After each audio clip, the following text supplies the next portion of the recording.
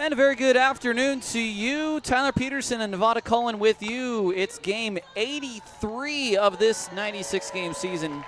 We are live from Raimondi Park in West Oakland for the Ballers and the Hawks. Today on Dia de los Ballers, it's Los Peloteros contra las Papas Fritas de Boise. And El Gran Partido en Español sometimes. Yes, it's me, Nevada, which is already a Hispanic name. It means snow-capped in Spanish. And then Tyler, that's not Spanish, so we can call you by your nickname, El Sueño Blanco. Thank you. Of course. Or El Payaso Blanco, as some may prefer. One of the two. Either one works for me. Aaron Miles and his Ballers have taken the first 3 of 4 from the Hawks. The next 2 games in the series will determine if we do have a winner. The Ballers will have a chance to take the series today. Reed Butts is on the mound. He'll be faced off against Oscar Fernandez. And now we're going to turn it over to our public address announcer, Sam Zeisler, who will have today's runouts. And now it's time to announce the starting lineup for your Oakland Peloteros. Taking the field with the Peloteros today will be the Oakley Royals Little League team. Batting first, number 3 in the shortstop, Tremaine Cobb. Hitting second in right field, number 9, Isai Santos. Batting third and at first base, number 29, Christian Almanza. Hitting cleanup and playing second base, number 4, Danny Harris.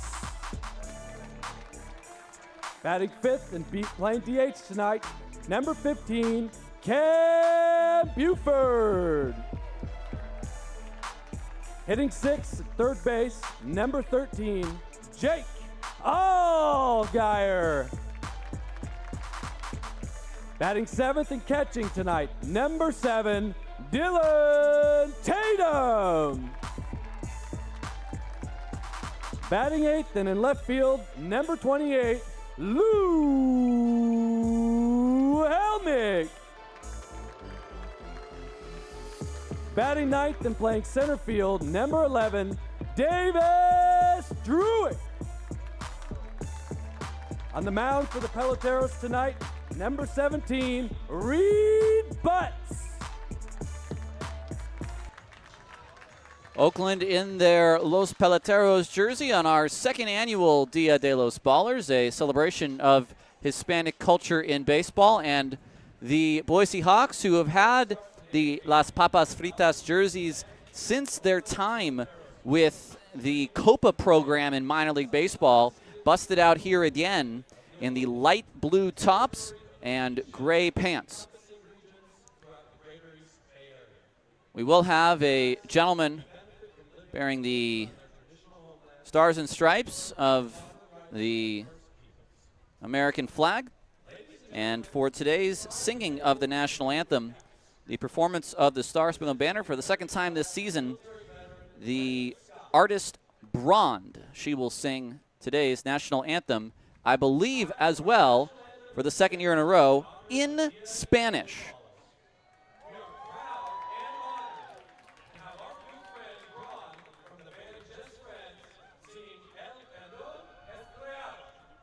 Here we go.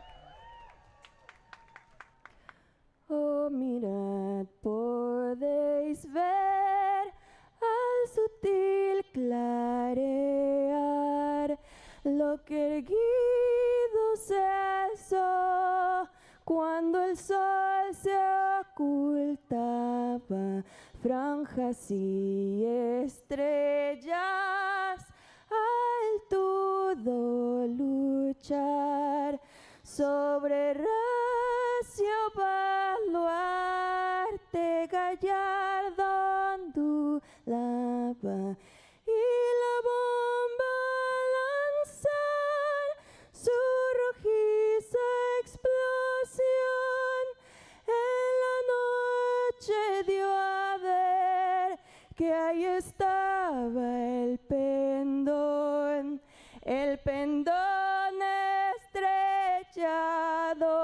extrema la feliz.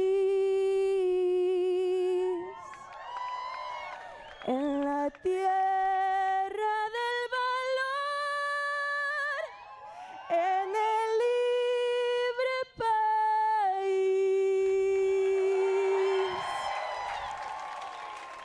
I got chills. I don't know about you. I feel like I'm at a always. World Cup match. You in your Peru jersey, and that song in Spanish.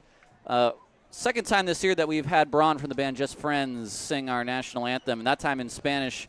We had it once last year. I had never heard it done in Spanish last year, and it does hit different, I must say.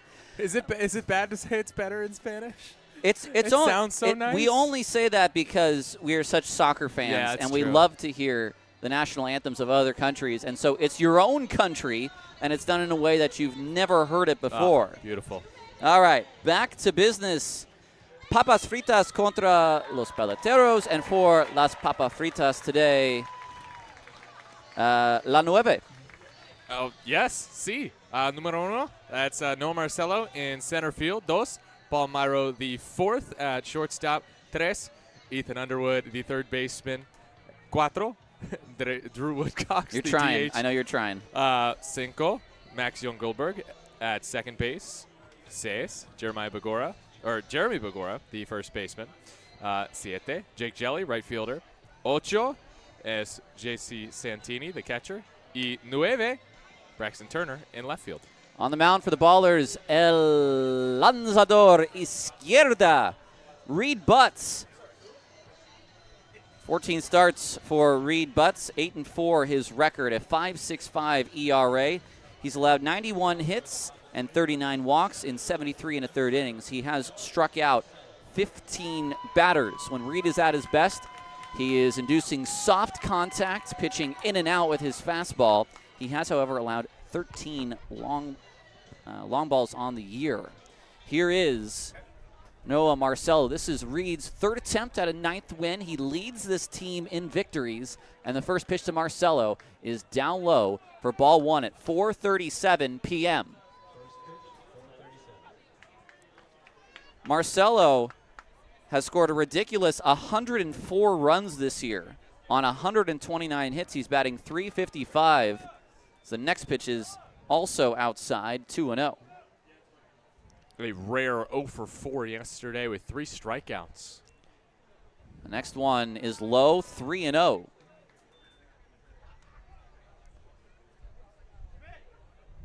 Marcelo, the center fielder.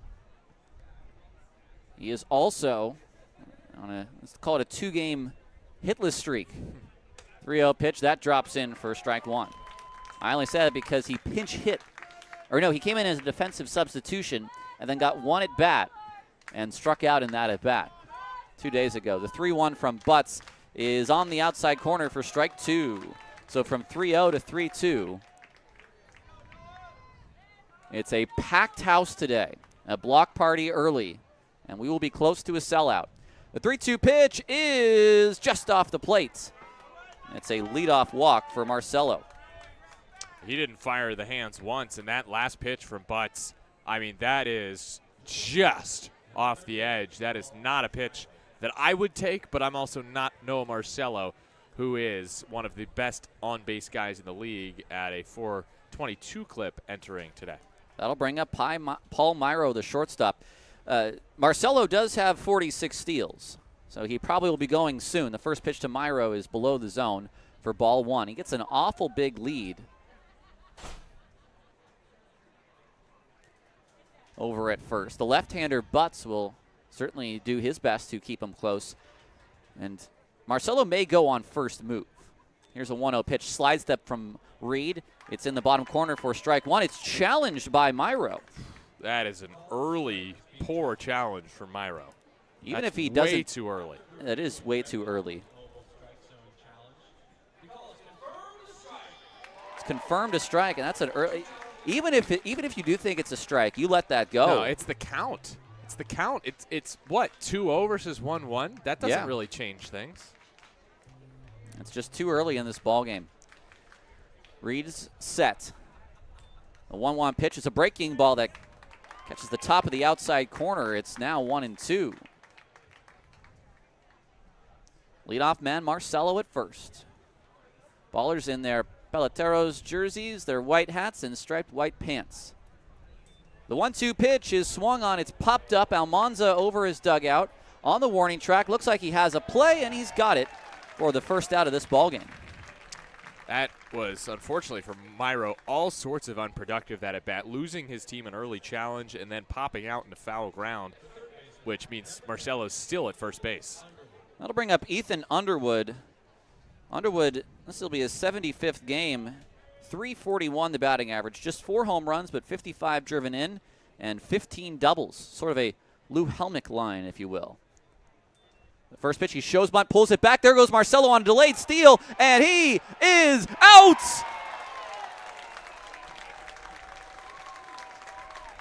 Gunned by Tatum, 2-6.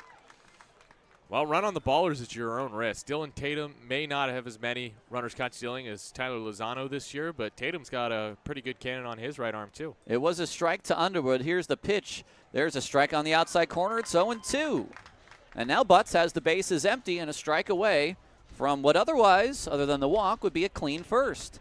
He works quickly. The 0-2 pitch is on the outside corner. Strike 3 called. And Reed retires Underwood on the backwards K. No runs, no hits, no errors, no one left on base. And we go to the bottom of the first. No score on 8:60 a.m. The Answer.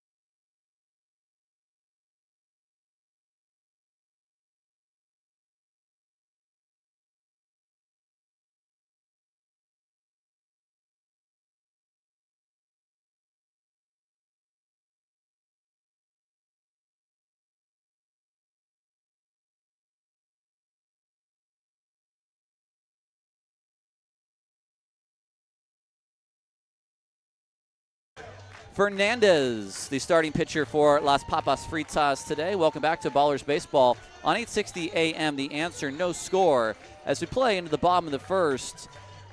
Fernandez will face Cobb, Santos, and Almanza. And Nevada Cohen, let's learn a little bit more about Oscar Fernandez. He is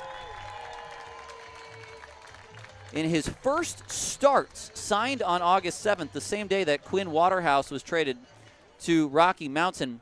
He has pitched 7 innings so far, allowed 7 hits and 5 runs in 4 appearances, a 6.43 ERA, a 1-1 record. And now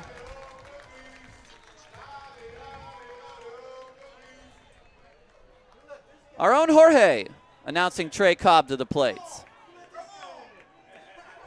And the first pitch is on the outside corner for a called strike 1.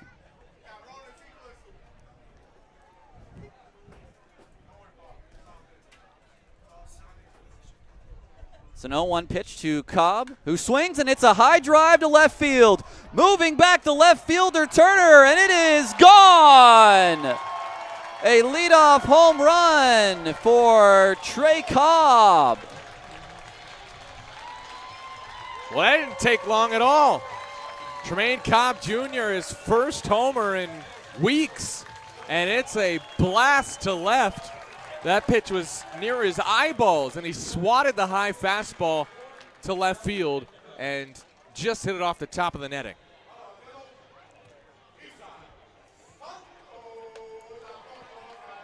Here's Isai Santos.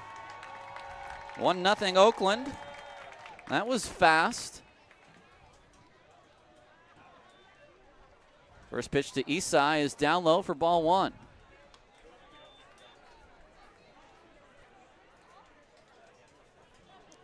Eastside up to 290 now.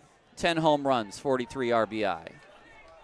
1-0 is taken off the plate for ball one.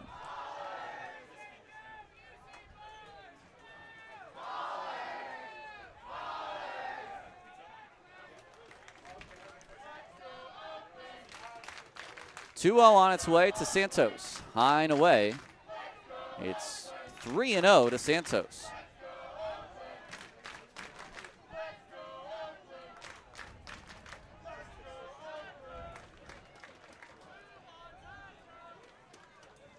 Fernandez to the plate, off the plate, it's ball four. Any surprise that Isai Santos draws the walk, his 46th walk of the year.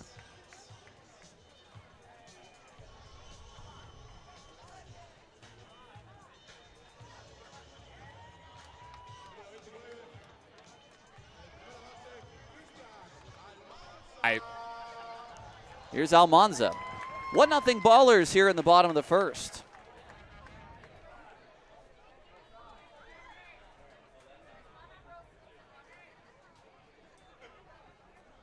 Swing and a miss. Christian Almanza in this series has been swinging a hot bat. 8 for 18 with 6 runs, 8 RBI, 2 doubles, 4 homers.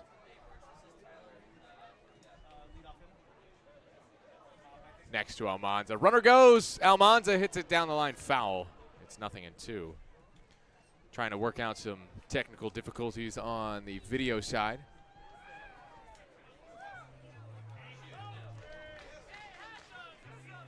One 0 Oakland in this bottom of the first inning. Tremaine Cobb Jr. solo shot.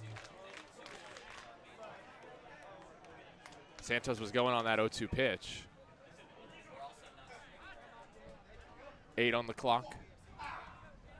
Almanza takes outside. That's ball one.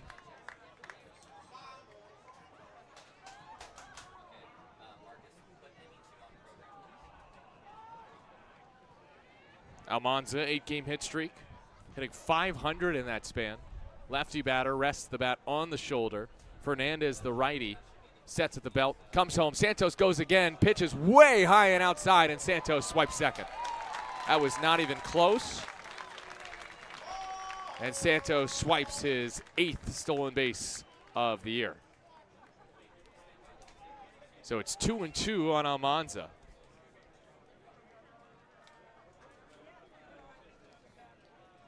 Christian trying to double the Oakland lead, the franchise RBI leader with 94 now this year.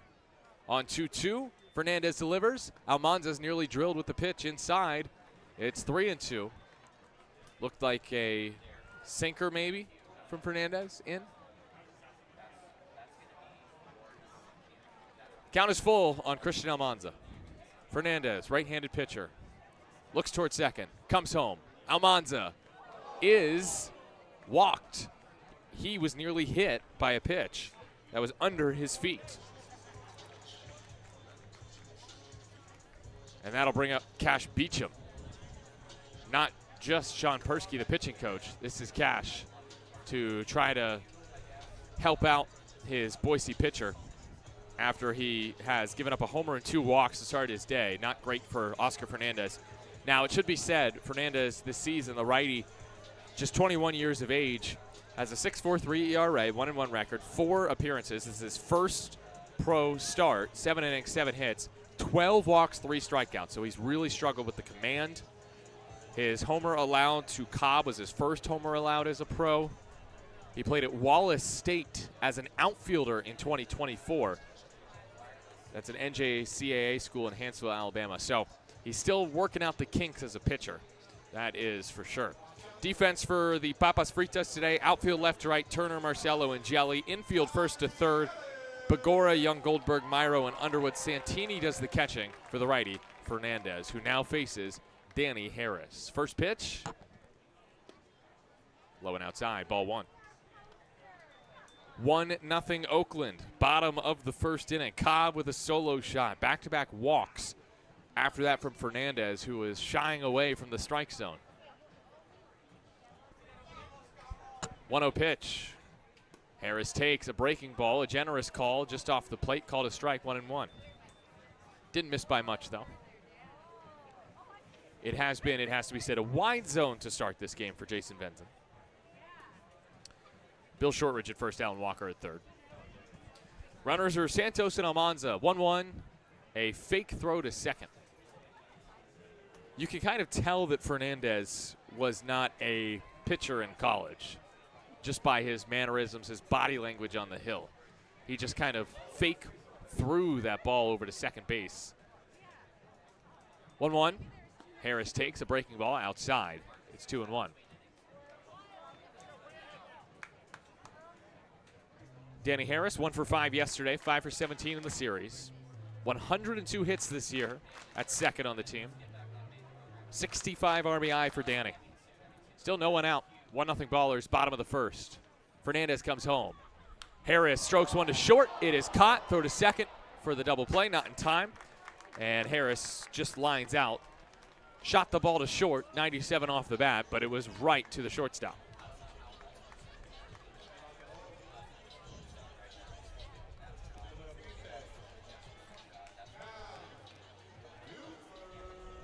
Here is Cam Buford, the designated hitter for Oakland. 1 out, 2 on for Oakland, 1-0 Ballers. Buford takes a strike right down center. It's 0-1. Cam in this series, 7 hits, 7 RBI, a double and 3 homers. 0-1 pitch is outside. It's 1-1. Cam Buford has hit safely now in 15 of his last 16 games. He's on a 5-game hit streak. He is now the team leader in hits with 103. 1-1, tap towards third, foul. So Fernandez has allowed some hard contact, the homer by Cobb and the line drive by Harris.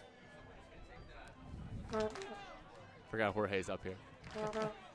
It's like, who's making all that commotion down on the other side of the press box? That's our very own Jorge Leon of the Oakland 68s. 1-2. That's outside. 2-2 on Buford.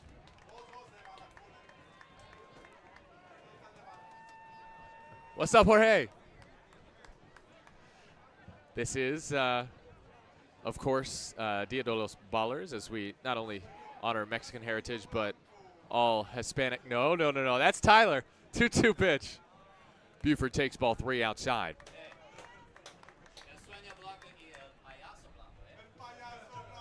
Oh, man. This is great. Dia de los Ballers, honoring Hispanic heritage. I'm wearing my Peru jersey today. My aunt is from Peru. Payoff pitch with 2 on in the first. Runners go, and the pitch is outside. It's ball 4. I said runners go. Only 1 runner went. It was Santos from second. He, of course, is safe at third. Almanza also gets to advance to second. That's 3 walks in the inning for Fernandez, who has now thrown 7 1/3 innings as a pro and walked 15. Brings up Jake Allgaier here with the bases full. Allgaier with the bases loaded so far this season is 2 for 4. First Oakland homer yesterday. First pitch, and Allgaier takes strike 1.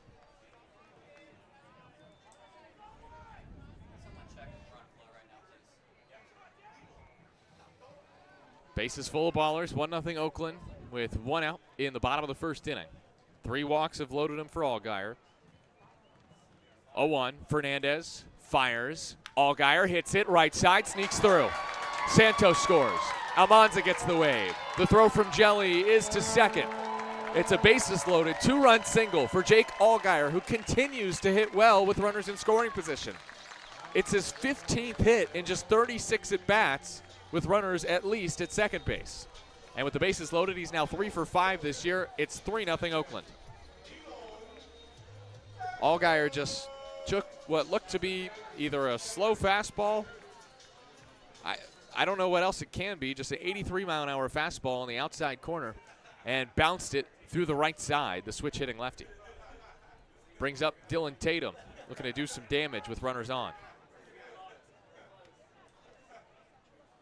First pitch, called a strike, a little bit off the plate, 0-1. 3-0 Ballers, bottom of the first inning. Still just 1 out.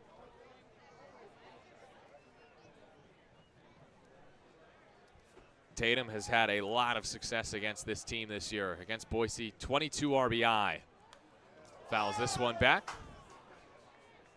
It's 0-2. Tatum did not play yesterday. Thursday, though, had a walk-off solo shot on a 3-1 curveball from Trey Jones to left field, 390-foot blast. Similar shot to Trey Cobb's in the first inning today, except Tatum's was a little bit further and a bit higher on the launch angle, too. 0-2, Fernandez fires. Tatum strikes out, 89-mile-an-hour fastball north of the zone. So that 83-mile-an-hour pitch must have been the changeup. We've seen a lot of changeups in this inning from Fernandez.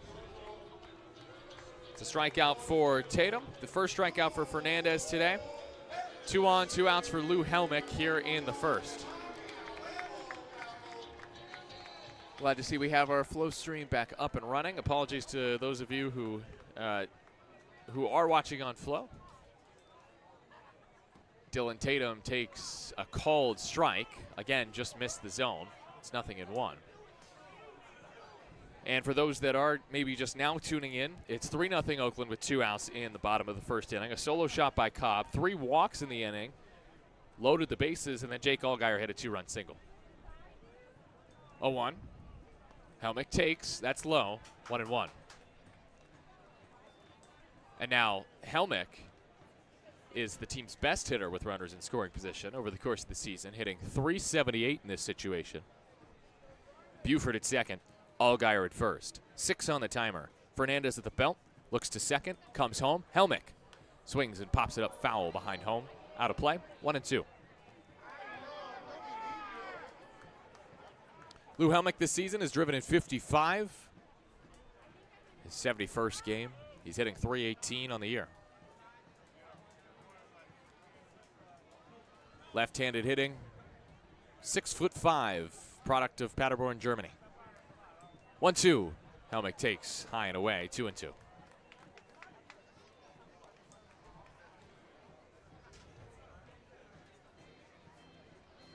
A sunny Saturday, a few wispy clouds in the sky, cool day in the high 60s. Perfect weather for some afternoon baseball. Helmick on 2-2, pops it up. Shallow right center field. This is trouble. This is caught by a sliding Marcelo.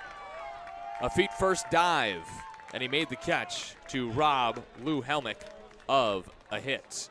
Ballers get 3 on just a pair of hits in the inning, and they leave a pair.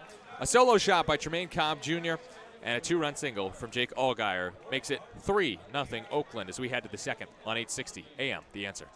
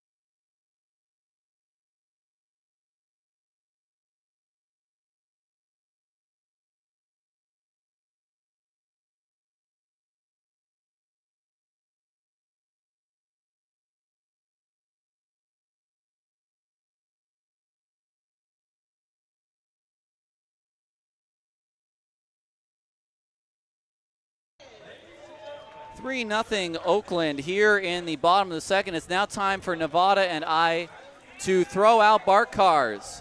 Who wants one? I got someone in a Pelotteros jersey. I got someone. Who else wants one? I mean, See if I can throw one that far. No? That's a sick Mexico jersey right there. You got two All more? right, now let me look out. I got two more. Yeah, we got more. I see some cool. Oh, no. All right. Standing in is Drew Woodcocks. If you are listening right now, I will give you a bar card, but you have to be listening to the broadcast to let us know. Woodcocks takes a ball inside. It's ball one. If you're listening to the broadcast, let us know. The 1-0 pitch on its way is down low, 2-0. We need bigger windows for the Bart Kerr throws. I can't get any power behind my throws. Thanks, Booty. Woodcocks to left field. This is shallow. Out is Allgaier. In is Helmick. It's going to drop fair. And Woodcocks has a Texas League single. It's the first hit of the game for the Hawks. Yeah, that was just a little blooper in the left field, but Woodcocks will certainly take the hit against his former teammate Reed Butts. Woodcocks a baller for a short time in 2024. I think that ball literally hit the line on the left field line. It was close. Right on the chalk. Here's Max Young Goldberg. First pitch on the slide step is popped into center field. Druick went back. Now he comes in, and he will make the catch. One pitch and one out to the extremely, extremely dangerous Max Young Goldberg. Oh, yeah. If you can get him on one pitch, good. Otherwise, he will make you pay. Here's Jeremy Begora, who's had a nice series. Begora at 321, 13 bombs, and 58 driven in.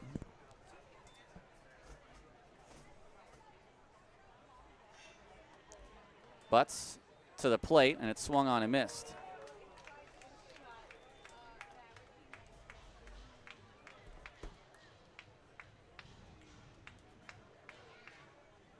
Runner at first, one away, 3-0 Ballers here in the second. Butts fires, and Begora swings and misses. 88 from Butts. And it's 0-2. All right, I think we finally got everything figured out here, so I do appreciate the folks on our stream bearing with us. It's an 0-2 pitch on its way, and it swung on and missed. Reed with his second strikeout of the day.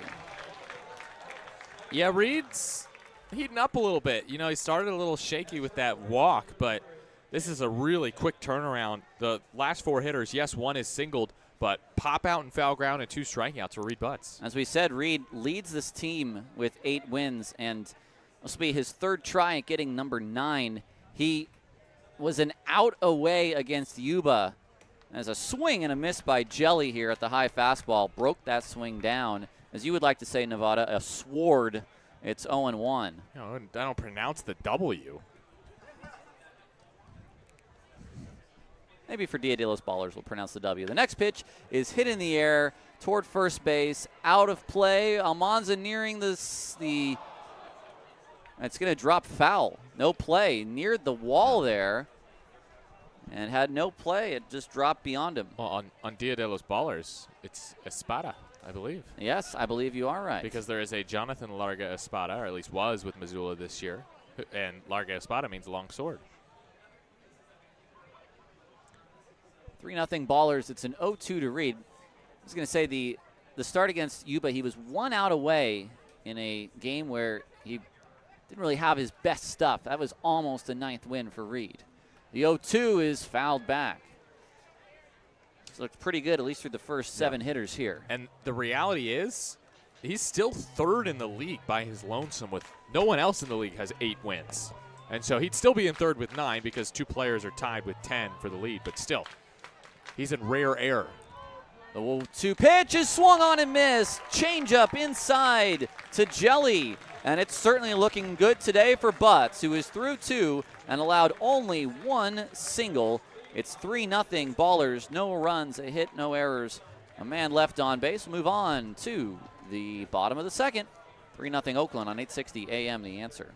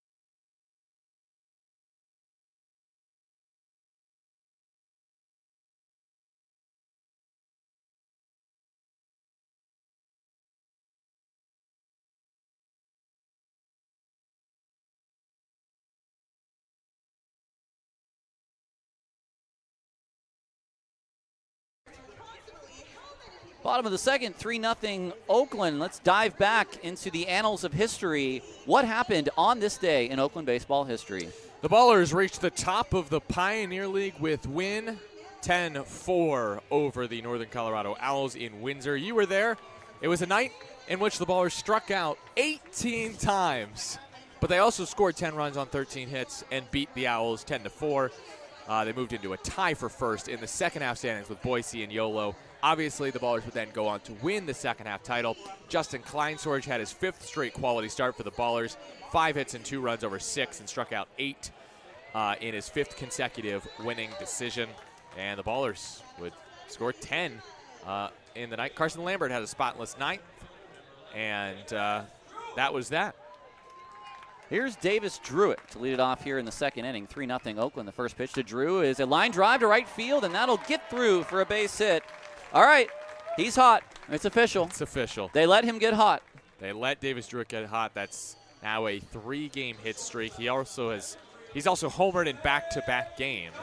And like Cam Buford earlier in this series, he's hoping to homer for a 3rd straight game at some point today. Druitt was under 300. Now he's above 306. Wow, that happened quickly. That happened very quickly. That really escalated quickly. Tremaine Cobb, who led off the game with a home run, one of the few leadoff home runs for the Ballers this year.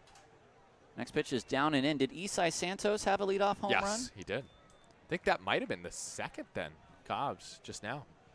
I don't think he had hit one previously. I don't believe so either. It's only his 7th on the year. The next pitch, a breaking ball in the dirt, 2-0 to Tremaine. I can tell you the family of Cam Buford is in town. Oh, yeah? I saw them Rob's here? on the field. I don't know Father Buford? which members of the Buford family Okay. are here, but we're all wearing Cam Buford shirts. Oh, it's awesome. And I'm sure we'll give them a shout out during the game at some point. The 2-0, there goes Druitt. The throw down to second is not going to be in time and wide. Druitt with a stolen base.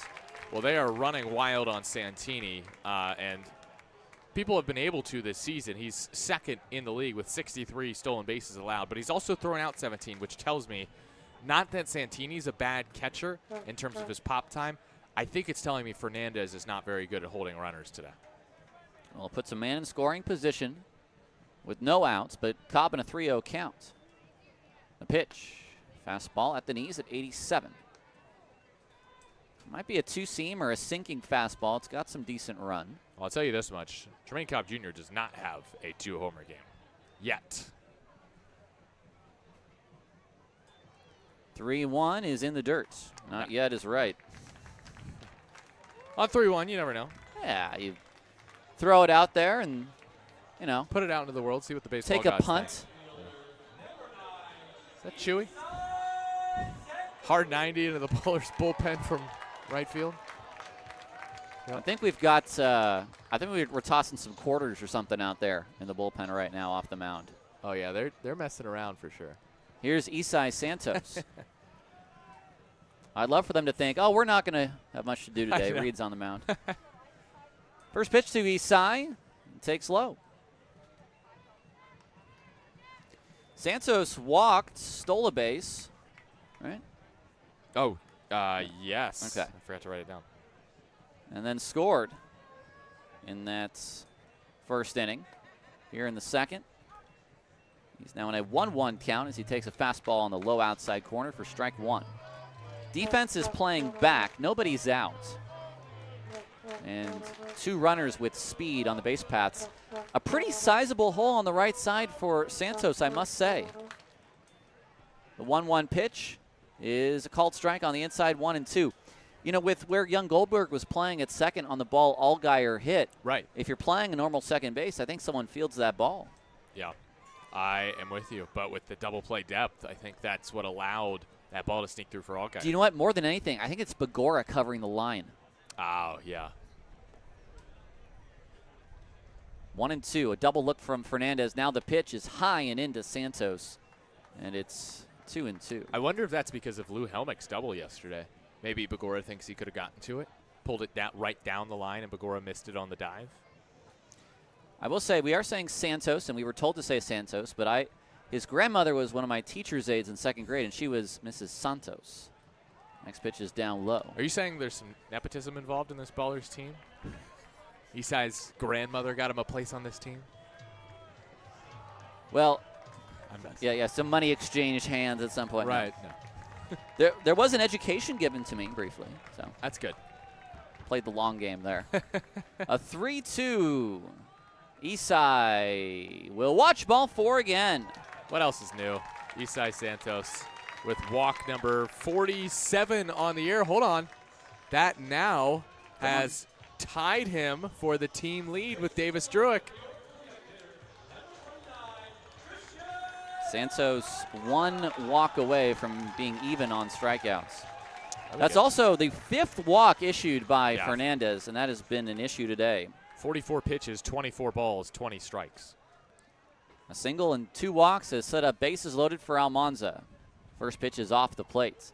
A right-hander is starting to loosen for Boise already. This is early enough to where if Cash Beecham wants to make a drastic maneuver with his starter, the game is still salvageable, whereas yesterday 7-0, you sort of let it go maybe. The 1-0, Almanza, a half swing, and he went. Was not expecting that breaking ball or off-speed pitch from Fernandez. I'll say this much. Almanza has 4 hits and 10 at-bats with the bases loaded this year. His latest was on Sunday, August 17th, this past Sunday at Rocky Mountain, a bases-clearing double.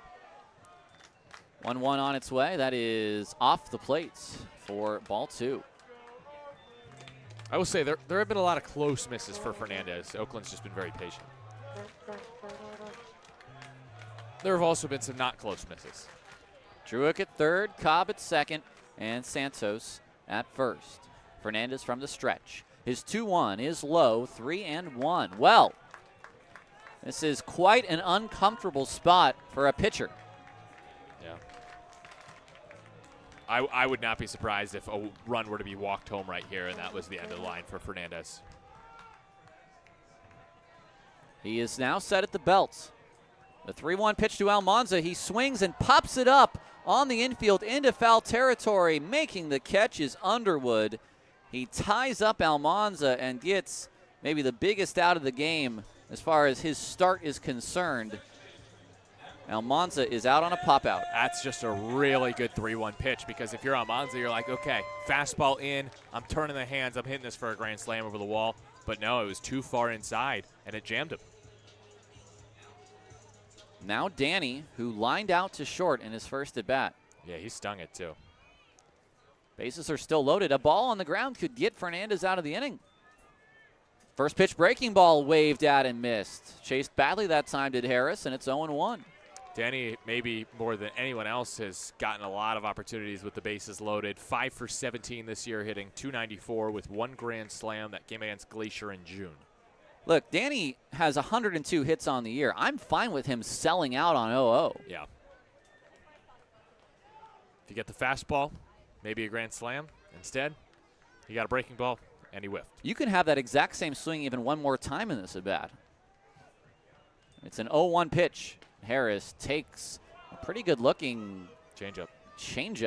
I think. It sort of had screwball action, to be quite honest with you. It was 0-2 now to Harris. I was going to say, it has a bit more of a spin rate maybe than your typical changeup, but it's slower than his fastball. 0-2 the count. Fernandez fires, and it's off the plate. Harris, does he go? No, says Bill Shortridge at first, and I agree with Bill Shortridge there. I don't think that's bias talking. I think that it was the right call. Danny very clearly held his wrists from moving parallel to the foul line. Look, we'll tell it like it is. We want the Ballers to win, but we'll tell you what we think. The 1-2 pitch, Harris takes down and in. That was the fastball that time from Fernandez. I think the first one Harris has seen. The spin rate, again, between the fastball and that other pitch is similar, but the miles per hour difference is about 6. Is it just a really slow two-seam there? The 2-2 pitch on its way is in the dirt, 3-2. Inquiring minds would like to know. I'll talk to Max. 54 pitches now for Fernandez through 1 1/3 innings. I think that right-hander Nevada is warm. Yeah. If Harris puts a ball in play, or do you think ball 4? We'll see. All right. I think Danny's more likely to swing. The 3-2 pitch on the way, and Harris a ground ball to second. Young Goldberg takes the hop, shovels to second for 1, and the throw to first, not in time. The hezzy. Santos did what I would call the smart thing and ran through second base to try to beat the throw, and then Harris just beats the throw to first. You could see young Goldberg hesitate. That ball kind of bounced up on him, and he could not get it to second in time to turn 2. An RBI for Danny, and it's 3-0, or 4-0 as the run scores. Here's Cam Buford. So runners at the corners. First pitch breaking ball is a called strike 1. Buford walked in his first plate appearance. Second on the team in hitting at .432. Actually, tied for the team lead. Harris is back to the bag. He and Tatum both are at .342, both with qualified batting averages. Oh, you're right. It's just O'Hara who's at .348 who doesn't qualify. Set on the mound now again is Fernandez. And the pitch, Buford pops it up behind the play, foul. That was one I felt like that Cam could have smacked, but it did drift inside. It was actually a pretty good pitch. He's got a lot of movement on whatever that off-speed pitch is. The only ball that's really been squared up is the home run by Cobb so far. Really just one hit allowed by Fernandez that's been an issue. The 0-2, half swing by Buford, pitches inside, and it is ball 1. Hawks used the challenge early in a strange count, and they got it incorrect. Ballers have not used the challenge yet. It's a 1-2 count to Buford.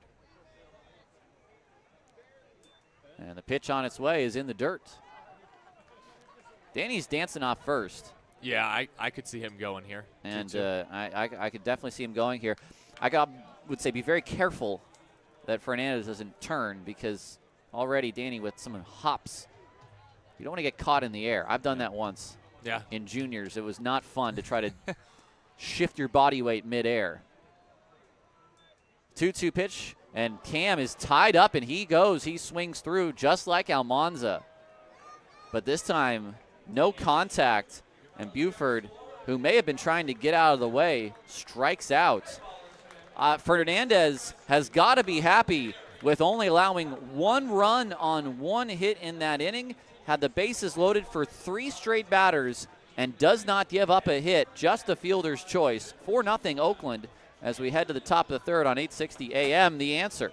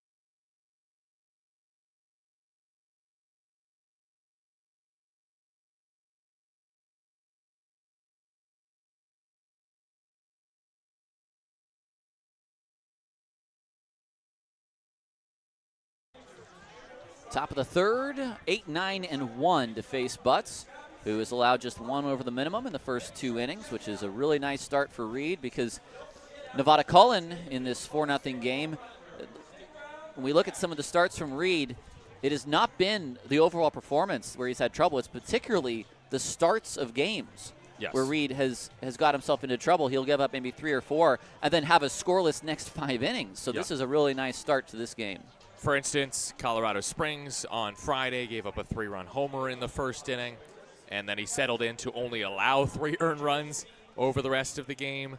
I mean, you look through the entire work of the season for Reed, and it's usually just slow starts but good finishes. First pitch to Santini is a called strike one. Well, he certainly has put his team in winning positions. The second-year baller leads this team in wins with 8. The 0-1 pitch on its way. It swung on a miss by Santini. And more than anything else in this league is you want a guy that you can go out there and trust in the same way that you can trust Zach St. Pierre to go out, throw strikes, make it hit a little bit, but will usually get hit toward your defense. Yeah. And you build a team with good defense. Well, you build a team with good defense so that your pitchers can allow soft contact hits. Otherwise, you don't need the defense at all. The 0-2 pitch, Santini line drive. On the dive, Harris knocks it into center field. Nearly made a diving catch. Good Line effort. drive single for Santini. Great effort there from Harris, yeah.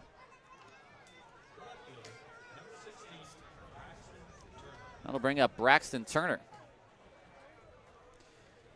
Don't think we have a beer batter today. No bateador de cerveza on Dia de los Ballers Day. Unfortunate. Those Peleteros, the jerseys of choice, of course. Braxton Turner takes a strike. 98, or excuse me. Been tease Reed with 98, 87 miles an hour there, right down the middle. Turner at 243. Home run, 7 RBI. Next pitch is off the plate. Saw him into the game late as a defensive replacement in left field. One of 3 players who can play the catching position. A 1-1 count. Breaking ball toward third, past Allgaier and into left field. Back-to-back singles from the bottom of the order to begin the third. Good start to this inning for Boise. 2-strike single from Santini. Now Turner bashes one through the left side. I have a question about Marcelo here. I think we have a Noah Marcelo fan club, I think. Perhaps. I would not be surprised by For that. us. Marcelo from Redwood City.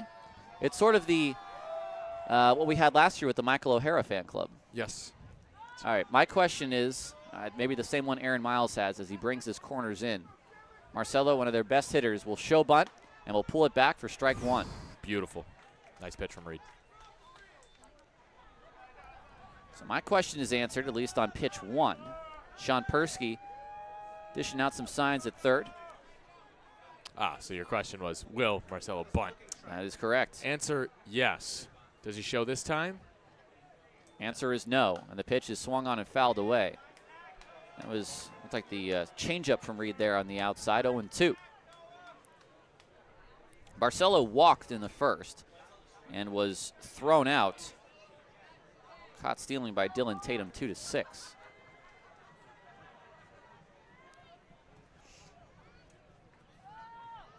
Reed set, slide step pitch, ball hits a left field. Helmick is back. He is at the wall. He leaps. He cannot make the catch. It bounces away from him. Picking up the ball is Druick. They're going to try to score the runner. Druick's throw is to nobody, and Reed has to pick it up himself between third and home. It's an RBI single for Noah Marcelo.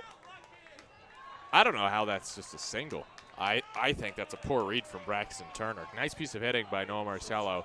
And after the ballers, I love the effort from Lou Helmick and Davis Druick going for that ball, but after they couldn't haul it in and then the throw went awry, I expected Boise to make more of that hit.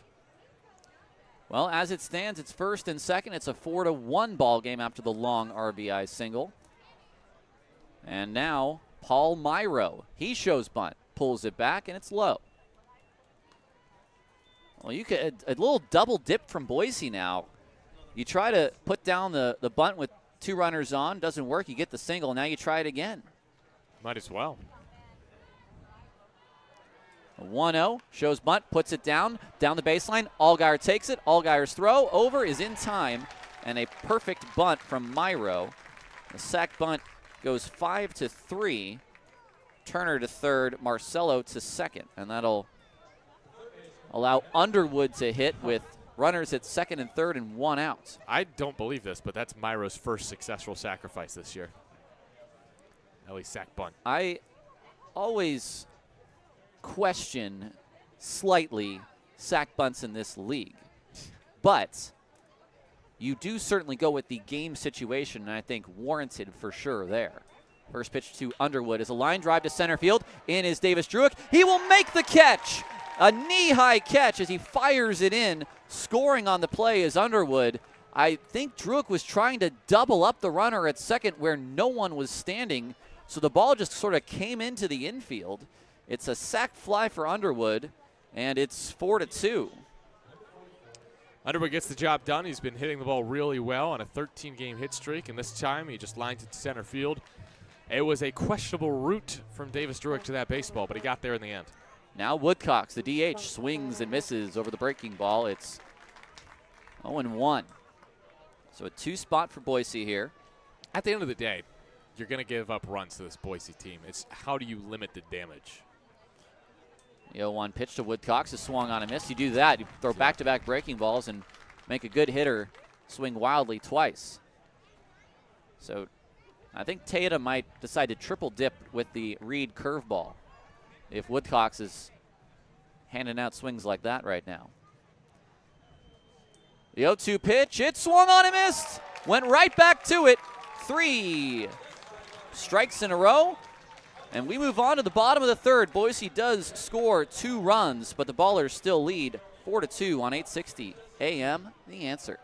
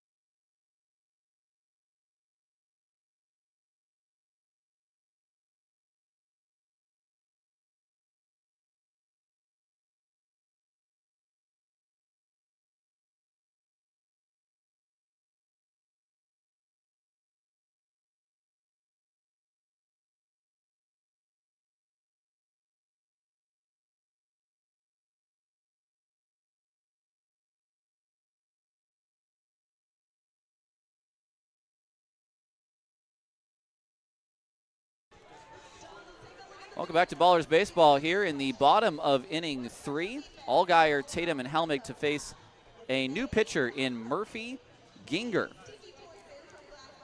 Ginger, we saw him a couple of nights ago. Did pretty well out of the bullpen. His ERA is down to 8.60, or excuse me, I'm so sorry. We had said Murphy Ginger originally. Oh, yeah, Trey Jones. This is Trey Jones. And Thursday he pitched and gave up the Dylan Tatum walk-off. Faced one batter and gave up a walk-off home run to Dylan Tatum. His 1 loss on the year. He is 0-1 on the year. 8 appearances, 2 starts, 24 Ks, 14 walks, and 18 and a third inning. Oscar Fernandez goes 2 in his first pro start, 3 hits allowed, 4 earned runs, 5 walks, 2 Ks.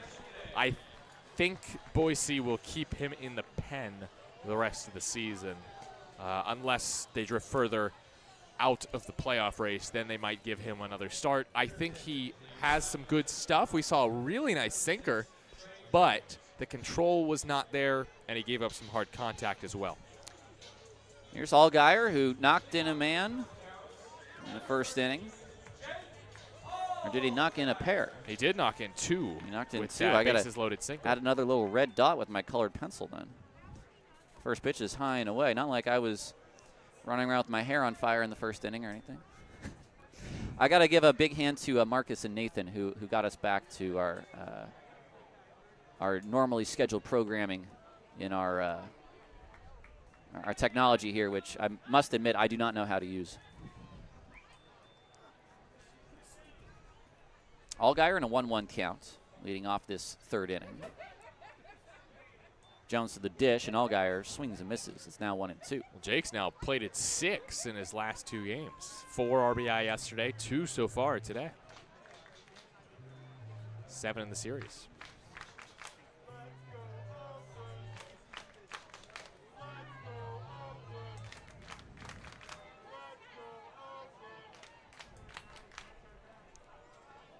Next pitch is in the dirt to Allgaier.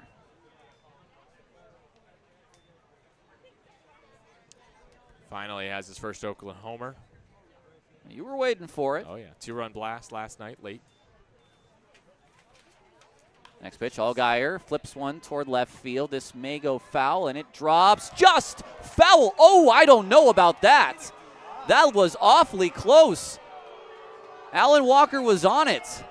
I mean, Aaron Miles is the next closest, so if he thinks it's fair, he would. I think he'd be yelling a bit more here.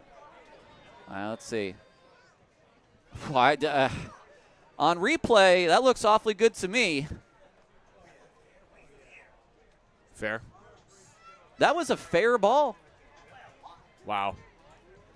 That was absolutely. I'm surprised there is not a bigger protest by someone on the Ballers squad. I'm shocked. It looked like it hit the line.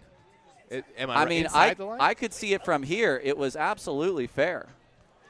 And we can even see it on our replay. Can you give us a still shot maybe, Ben? This is not Daniel Harris. This is number 13, Jake Allgaier. A 2-2 pitch on its way. Allgaier takes one off the plate. It is, yeah. Right there on the line, right? Go ahead. I mean, we don't have the down-the-line view, which would be certainly conclusive. It looks almost. It looks almost conclusive. The 3-2 pitch Allgaier takes. All right. Low. It's ball 4. It's challenged by the catcher.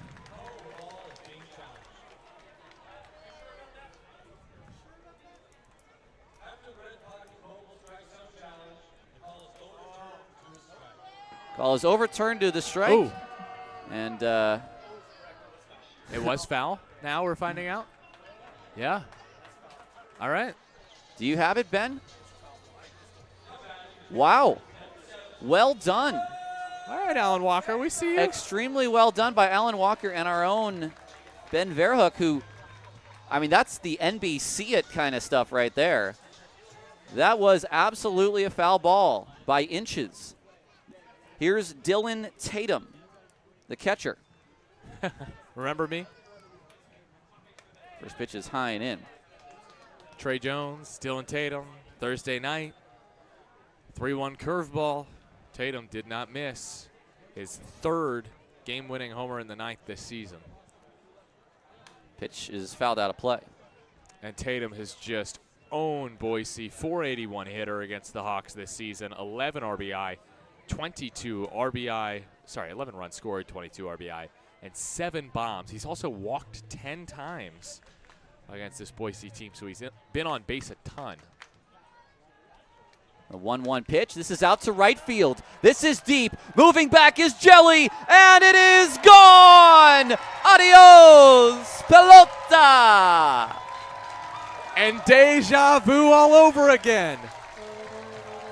Tatum takes Jones deep ×2. Tatum with 8 homers this season against Boise. He's up to 21 on the year with that backside boogie.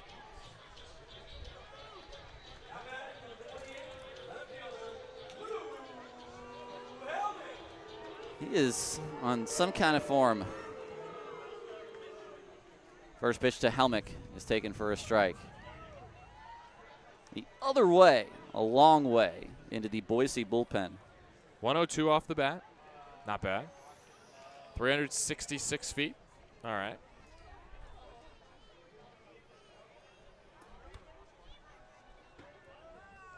It's ball 1.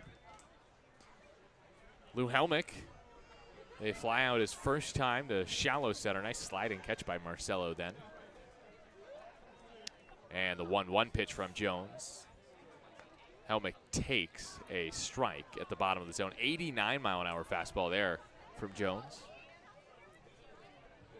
Helmick in this series is 2 for 8. Both hits coming yesterday. He also doubled down the line past Bagora, who is hugging the line. A pitch to Helmick. It swung on and missed, and he is gone as well. 2 outs in the inning. Jones has struck out 2 batters. Strikeout, home run, strikeout. Up and down for Trey Jones this frame. And now, here's Davis Druick going for that third game in a row with a homer. 2-homer game for Druick. Yeah, right. Now he's got 3 over his last 2 games.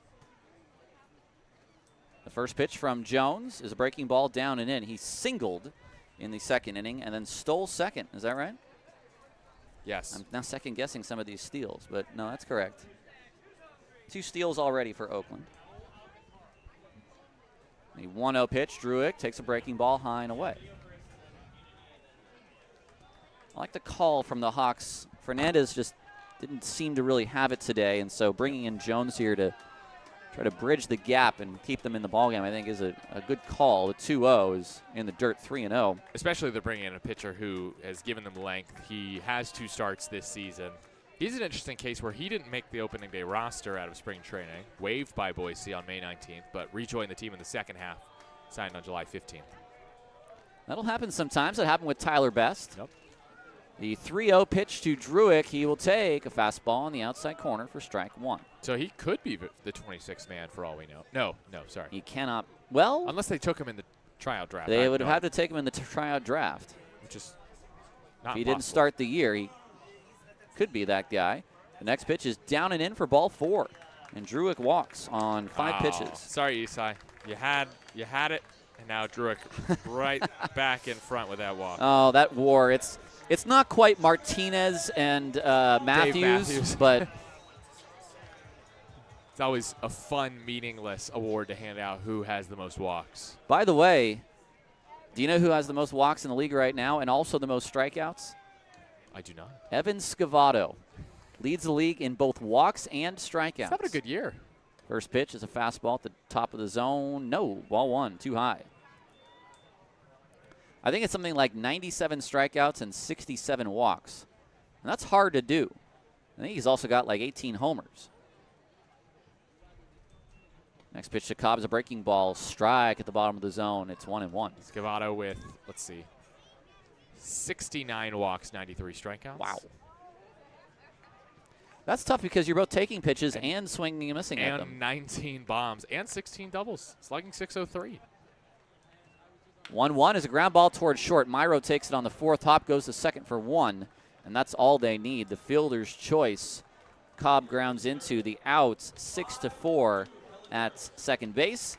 A run for the Ballers on the Tatum solo shot. He and Cam Buford are in a little war at the top of the standings on who has the best batting average, and right now Tatum has just gone ahead with his 21st homer of the year. And the Ballers get 1 back from the Hawks, and after 3, Ballers 5, Hawks 2 on 860 AM The Answer.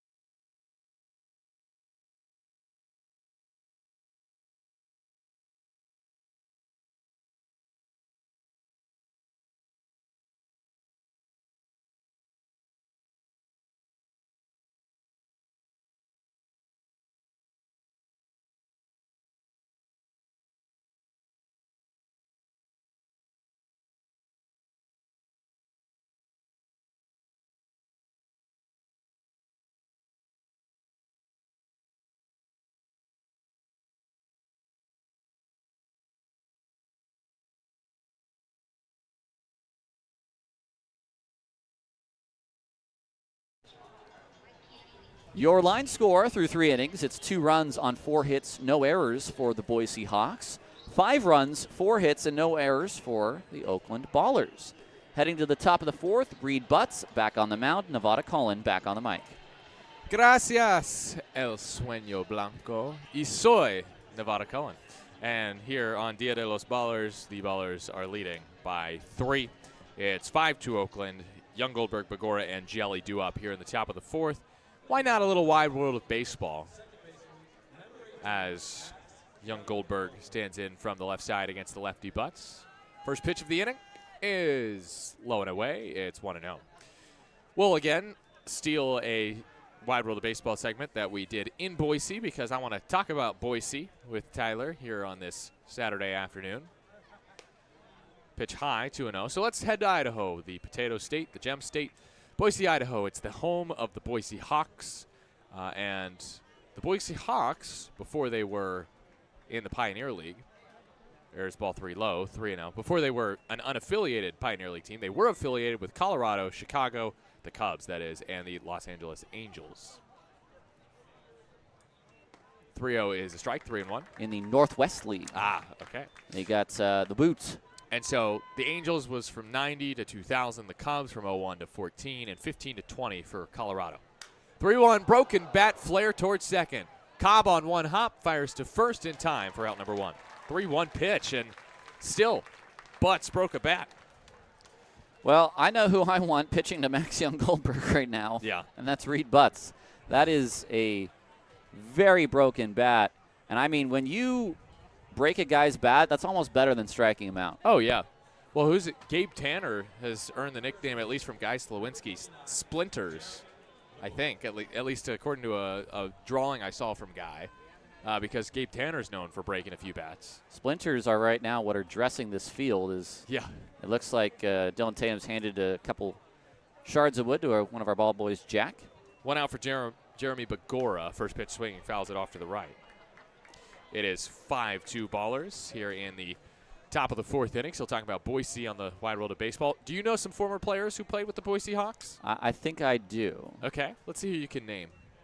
0-1. Foul ball off to the right. Well, actually, before we even get into sort of the Colorado ones, Zach Penrod was the first unaffiliated Boise Hawk to make the major leagues. Nice. Who is now currently on the Dodgers. Okay. Penrod spent time in both Boise and Missoula, and maybe Billings as well. 0-2, just missed the outside corner at 88. It's 1-2. What about some of those Rockies most recently? Dexter Fowler? I actually don't know.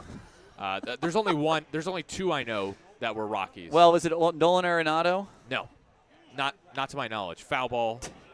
All right, why don't you tell me? How about Ezekiel that? Tovar? Because Yeah, remember, the the catcher. Rockies were recently. No, shortstop. Tovar. Tovar, not. Who am I thinking of? Maybe I'm thinking of the wrong guy. Oh. Well, this is a great segment. Taron Vavra as well, who's a Baltimore Oriole. 1-2. Bagora pokes it back. Okay, let's get to the Cubs from 2001 to 2014. I'm sure you can name some of these. Former Cubs to have played with Boise. Ezekiel Tovar is a shortstop. Very Yes, good. Okay, thank you. You think? Oh, Elias Diaz. That's Thank you, Elias Diaz. 1-2 fouled back. All right, give me some former Cubs to play with Boise. Let's see. Sean Gallagher. No, come on. More recent. Chris Bryant. There you go. Okay. Anyone else? You can name a few more, can't you? Rizzo. Oh, he's a Padre. 1-2 toss is low, 2-2. That is challenged by Dylan Tatum. It was just low, though. It'll stay a ball. Oakland misses its first challenge. No, there's no challenge. Oh, okay. I don't think Venzen allowed it. It was too late. Nice. Ballers don't lose a challenge.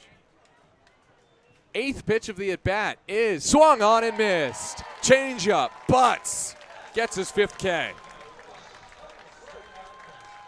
Nice pitch. Nice pitch. Yes. All right. Other former Cubs, Javi Baez, Wilson Contreras, Kyle Schwarber. Starlin Castro. Probably somewhere in there. Jeff Samardzija. Okay. K-Rod. Oh, wait. This is 99. So now I'm going back to the How Los about Angeles Angels. Oakland Athletics legend Matt Merton? I have no idea. First pitch of Jake Jelly swung on and missed on a changeup that was nowhere close to the zone. Reed Butts wants a new ball because that one was really slow, I think. 76 miles an hour. Ben Verhoek, Matt Merton. Remember him? Wide World of Baseball has just turned into talking about former Boise Hawks as that's ripped into the stands in right field. 0-2 on Jelly. Or maybe he came from the Cubs. I mean, from the Rockies. I'll give you this. Yeah. John Lackey as well. But the most notable former Boise Hawk is Idaho Falls manager Troy Percival. Because he was a pitcher for the Angels. 0-2, 2-out pitch from Reed. From the windup, comes home. Got him swinging.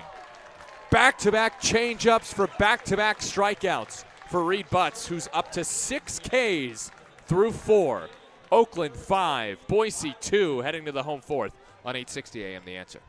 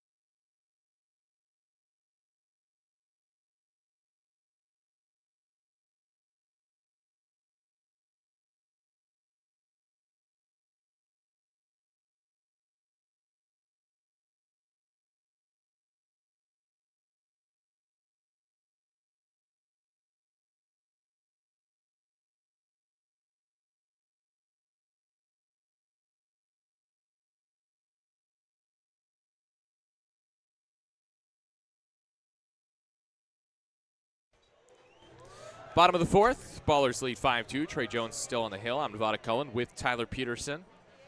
You want to wrap up this wide world of baseball real quick? Go for it. Or do we have changes for Cash Beecham? That's a good question. I'm not Well, so sure. all right, let me get the binoculars out. You go ahead and wrap up that segment of yours. Boise, the capital city of Idaho, population of 235. Oh, changes? Oh, yeah. Yeah, let's All just right. focus on this. So Young Goldberg is now at first, which means, Bagora probably out of the game. yeah, Underwood is at second. Myro still at short. Marstello still in center. Who's at third base? Darden. That's Darden. Darden likely in for Bagora. Yep. Let's check out the place here. I think that's it. First pitch of the inning to Isai Santos is swatted in the air to left center field. Marcello racing in. Left fielder looks like he has it. Collision, no. Oh, man. In left field, Marcello nearly collided with the left fielder who made the catch. That is still Braxton Turner, who pulls it in for out number one. That could have been real ugly. I think just the gloves touched, if anything. Yes, they did not collide. It is an F7 for Santos. Brings up Christian Almanza. One out, base is empty. 5-2 Ballers. Bottom of the fourth. First pitch.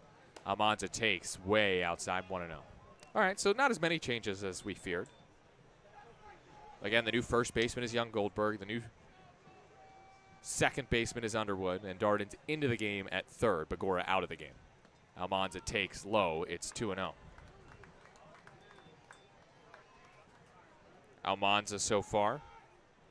A walk and a pop-up into foul ground. Pop out for Almanza. 2-0. Almanza takes a changeup in for strike two. 1. 2-1 is the count. Thank you, Booney. I'm all over the place right now. Still writing in Darden at third base. Almanza on 2-1. Singles up the middle. Just snuck into center to Marcello. And Almanza extends his hit streak to 9. That might be his slowest single of the year. No, that's 69 off the bat.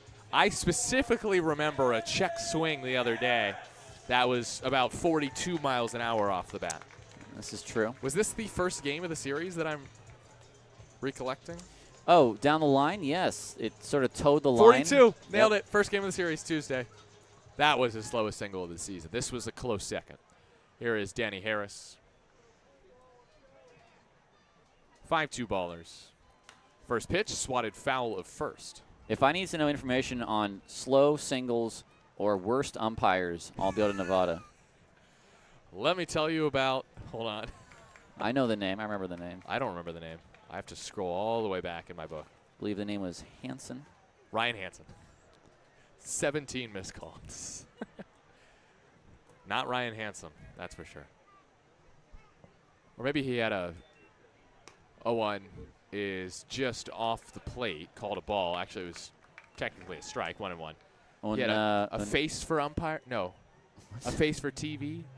A strike zone for Un arbitro malo? It's just a bad zone. Throw to first and not in time. A bad arbiter? Well, a referee or yes. umpire in this situation. Anyways, 5-2 ballers, bottom of the 4th inning, 1 out. They're arbiters of the fates when it comes to sports. That's true. 1-1 from Jones, the righty. Harris takes a breaking ball and bounces it to short. Chance for 2, flip to second for 1, throw to first. Plenty of time for the 6-4-3 twin killing. Harris grounded into a double play, and Jones has been effective, other than the Dylan Tatum home run, so far in 2 innings of relief. No runs, 1 hit, no errors, none left. We go to the 5th. It's 5-2 Oakland over Boise on 860 AM The Answer.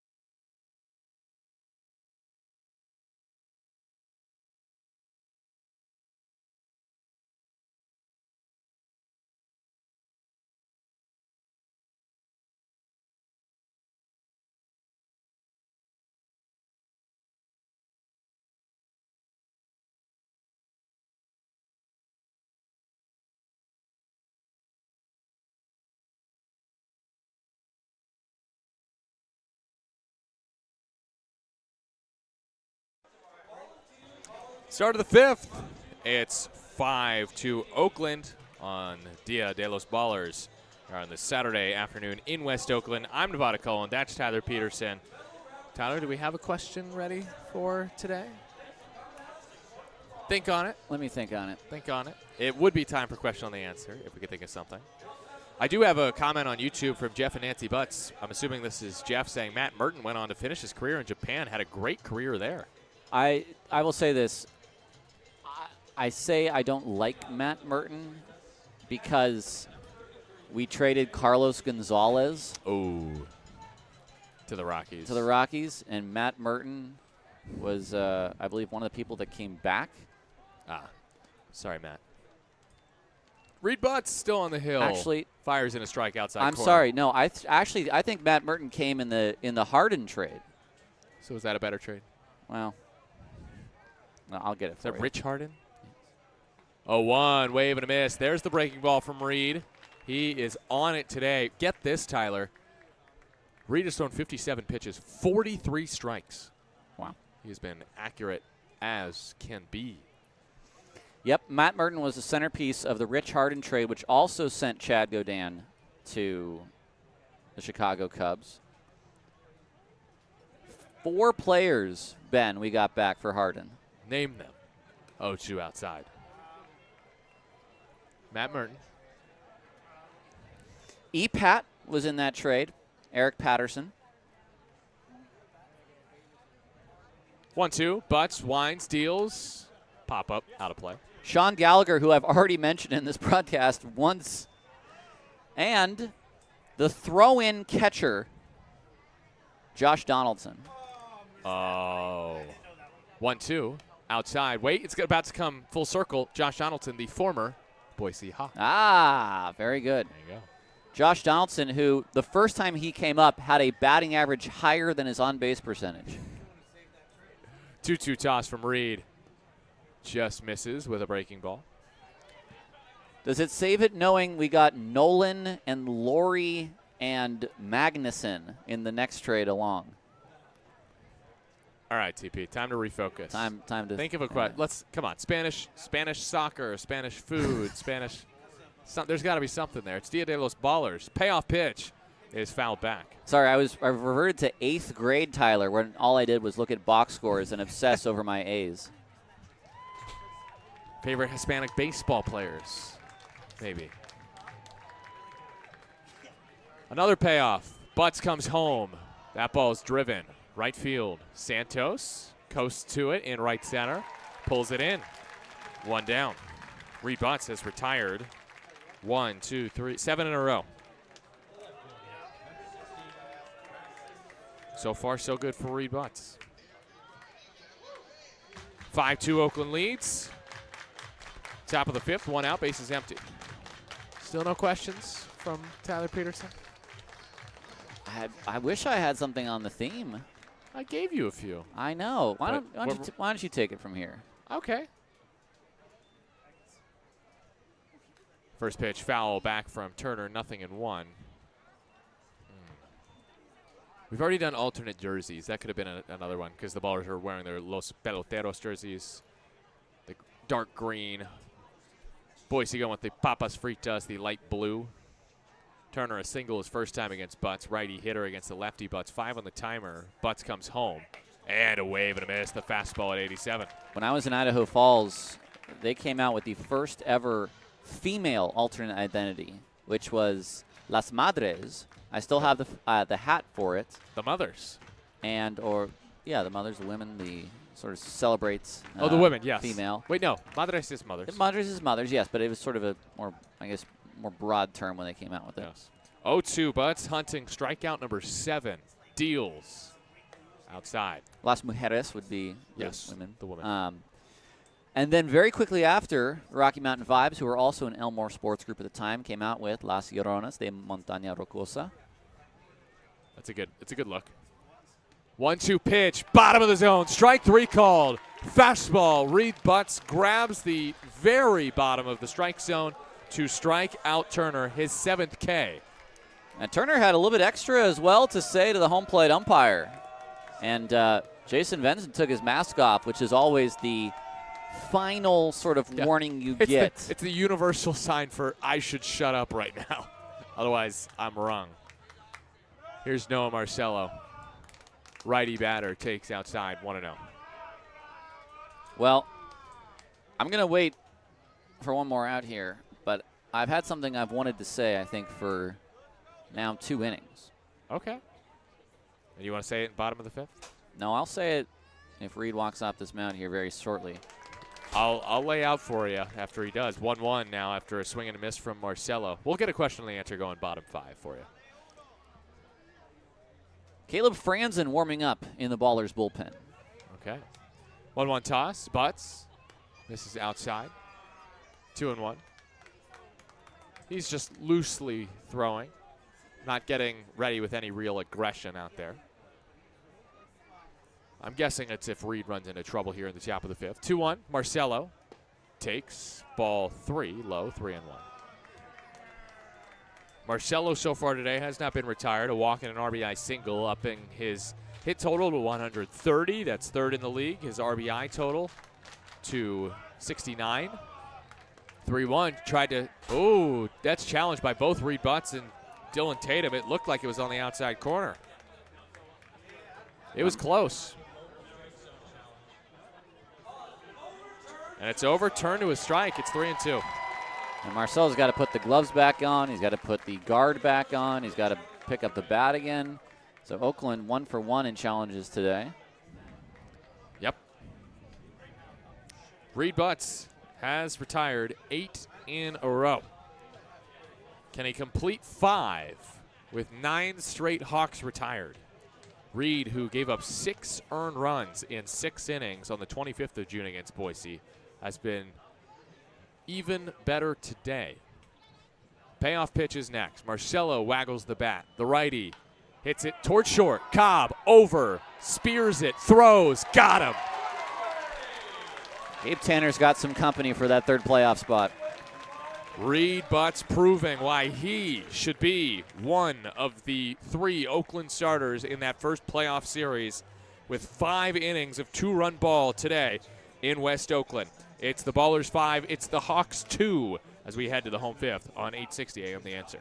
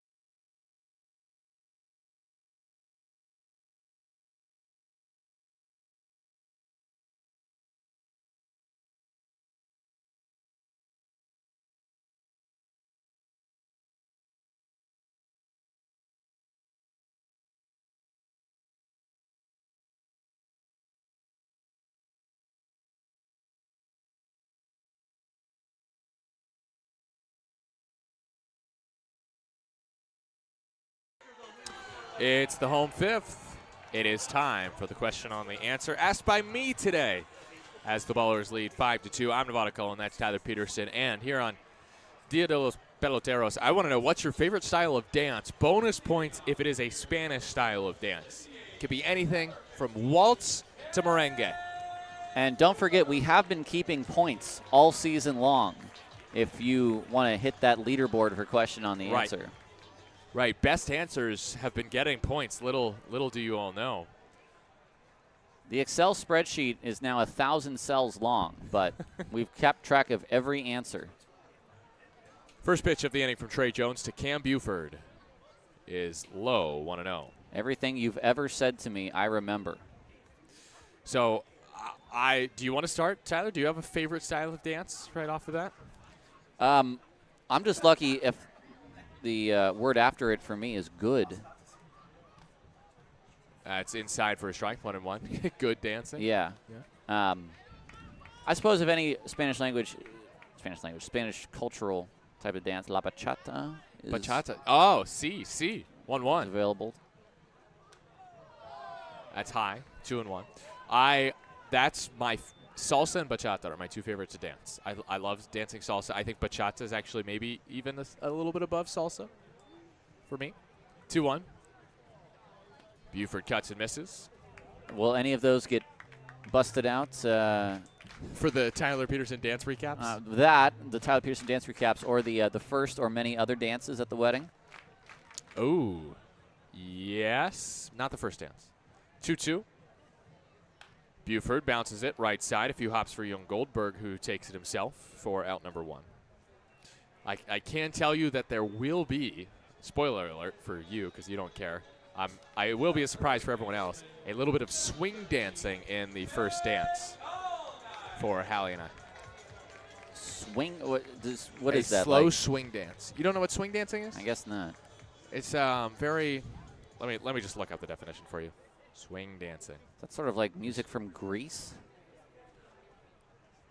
Not the country. I mean the musical. Pitch outside. I knew what you meant. It's 1-0 on Allgaier.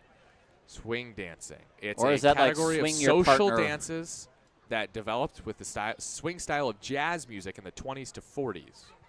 Oh, so it's like Take 5. Kept going with like rockabilly. Allgaier, woof, way ahead of a changeup, 1 and 2. Swing, I would do swing it like Run Around Sue or Rock Around the Clock. Those types of songs are the ones I would swing dance to. 1-1. Allgaier hits it foul off to the left, 1 and 2. In 8th grade in El Cerrito at my school, we had a European Heritage Day, probably the first and last of its kind. But I for quote-unquote European Heritage Day, I slicked back my hair like a greaser, and we, I think, danced to some type of Elvis song. If you want a photo shoot of me as a greaser, my mom has it. 1-2. Allgaier swings, launches, right field. Marcelo at the wall makes the catch and then crashes into the wall. Calm as can be from Marcelo on a long ball from Allgaier, 365 feet out to right center. See, I think you've gotten the Allgaier fly balls out of your system now. Yeah, I was not quite as excited for that one. I knew Marcelo would track it down. Here's Tatum, another Tatum Tater last time, his 21st of the season. We have some answers, by the way, in our YouTube chat. Salsa dancing from Terry, a.k.a. T-Mac. Belly dancing from Becky Acosta. And then my favorite answer is from Jeff Butts with Reed pitching today. Not just saying that because Reed's pitching. As Tatum takes a strike, nothing in one. Is it Irish River dancing? Slam dancing. What does that mean? It is, I looked it up. It's like moshing. It's a high-energy, aggressive form of dancing performed at punk and hardcore concerts. Have you moshed before? I've seen one. What? You've never been in a mosh pit? Really? You? Pitch outside to Tatum 1-1. Mr. My YouTube search history is Dear Maria Count Me In from All Time Low. It was, excuse me, that was How to Play Dear Maria Count Me In on acoustic Sure. guitar. Of course. 1-1. Tatum. Swing and a miss. 1 and 2. Not that anyone needs to know why I needed to look that up. Josh says, breakin' electric boogaloo style like Adolfo Shabba do Canones. 1-2. Jones fires. Tatum swings, bounces it to third. A couple big hops for Darden. His throw across is a dart and gets Tatum by a step for out number 3. Thank you for your answers on the answer. Here on the question on the answer. No score for either team in the 5th inning. We go to the 6th. It's 5-2 Oakland over Boise on 860 AM. The answer.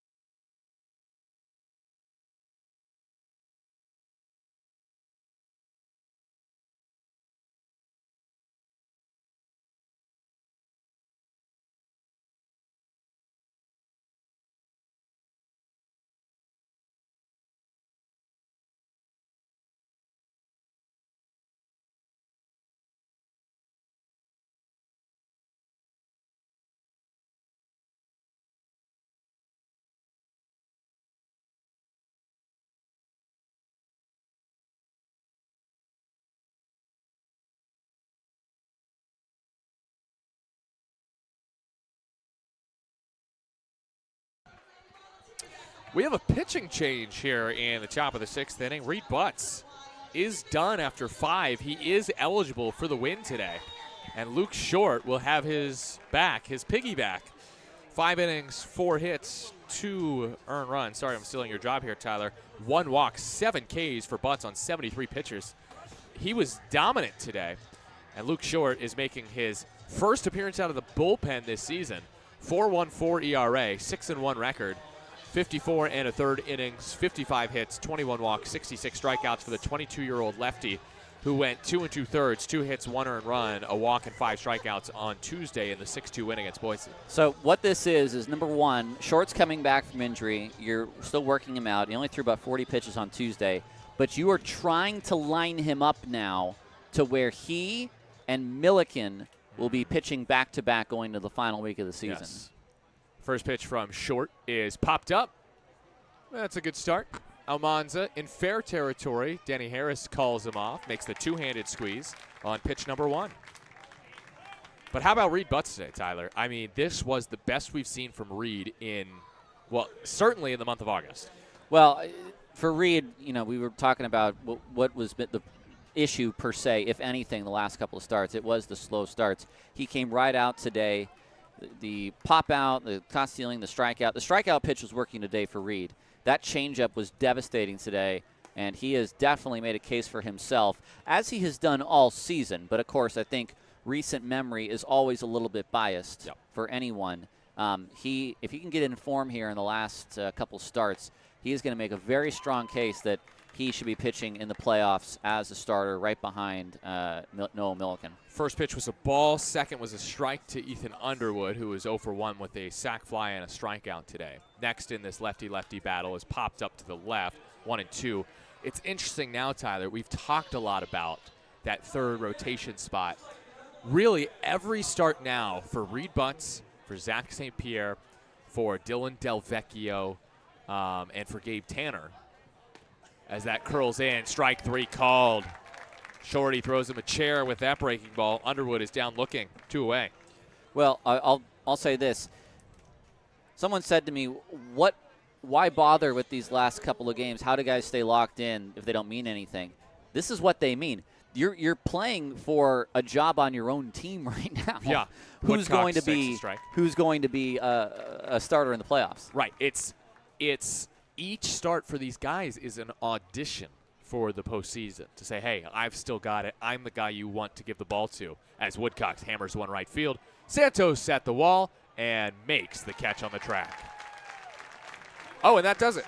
It's a quick 1-2-3, top of the 6th inning for Luke Short in relief of Reed Butts, who is in line for his 9th win of the season as Oakland leads 5-2 heading to the home 6th on 860 AM. The answer.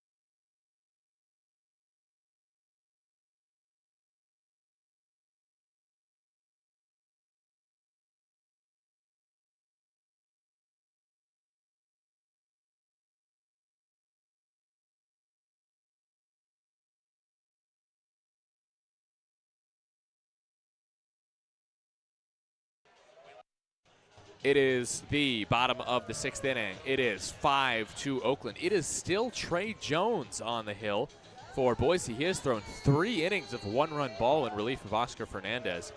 And I think Trey Jones right now is earning himself at least another start this season for Boise with the way he has pitched. He has retired the last 4 he's faced with a double play ball and then a ground out, a fly out, and a ground out made for a 1-2-3 fifth. Here in the bottom of the 6th, he'll face 8-9-1, starting with Lou Helmick. I'm Nevada Cohen. That's Tyler Peterson. You're listening to Oakland Baseball on 860 AM The Answer and on YouTube and on Flow Sports. First to Lou is a strike. It is 0-1. Helmick today 0 for 2. I love how Lou takes pitches. 0-1. Helmick takes. Well, that was a strike. Somehow called a ball. 1-1. Is it the everything that I don't swing at should be called a ball, and if you call it a strike, you're wrong? It's it's not. I don't know. 1-1. Helmick crushes one to second. 1 hop for Underwood, throws to first in time. 1 down. It's like he's golfing and you just coughed on his backswing. That's great. Here's Davis Druick. Still looking for his 3rd straight game with a homer. He's reached both times today. 2 homers yesterday.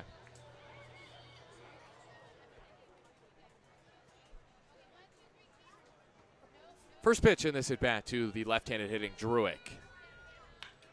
Launched to second, past Underwood. That's a base hit into right center field. Druick thinking 2. He's not stopping. Throw not cut off. Druick is hosed. Is Druick okay? And 9-6 on the putout. He may not. Oh, geez. Well, can't tell. Athletic trainer coming out for Oakland. I'm hoping this is a strawberry or a burn more than anything. Yeah. It is a single for Druick. He is thrown out, we'll say 9-6. 9-6 until we have. Oh, hi, Brian. Not really. This. I did. Yeah. Davis Druick is being checked on right now. So what happened was a single. He tried to hustle it into a double. He slid headfirst into second. And this feels to me, Tyler, do you remember what happened to Shohei Ohtani in the World Series? I don't. He, I believe, was stealing second, or at least trying to hustle something out. And on the slide, something happened with his arm or his shoulder, with the left shoulder. And Druick is coming off the field because he's out, but also hopefully he's okay. He's walking under his own power. Just wondering if there's any blood or if that's all dirt. Druick still moseying his way off. He looks fine. I can't tell. If there's a part of his body that's injured, he's not showing it. He might have just got a little dusted up there. Oh, yeah. A little wind knocked out of him, maybe. Do you know what? I think you're right. He might have knocked the wind out of himself on a little bit of a belly flop. Yeah. It might have just been, hey, come check on me, make sure I'm okay, before I try to walk off the field on my own power. Here's Jermaine Cobb Jr. After the failed hustle double, Cobb takes inside for ball 1. Bottom of the 6th, it is 5-2 Oakland. No team has scored since Oakland's solo shot by Dylan Tatum in the 3rd. The last hit for Oakland was Almanza's single in the 4th. Nope, I take that back. Cobb takes a strike. It's 1-1. The last hit was Davis Druick's single just now to right center field, but he was thrown out trying to stretch it into a double. Cobb today is 1 for 2 with a solo shot. Jones, the righty from the windup, fires. Cobb hits one slowly towards short on 3 hops. Myro collects, throws to first in time, and Jones has another 1-2-3 inning and has retired 7 straight Oakland ballers. No runs, no hits, or 1 hit, no errors, and none left for Oakland in the bottom of the 6th. We go to the top of the 7th. It is Oakland 5, Boise 2 on 860 AM The Answer.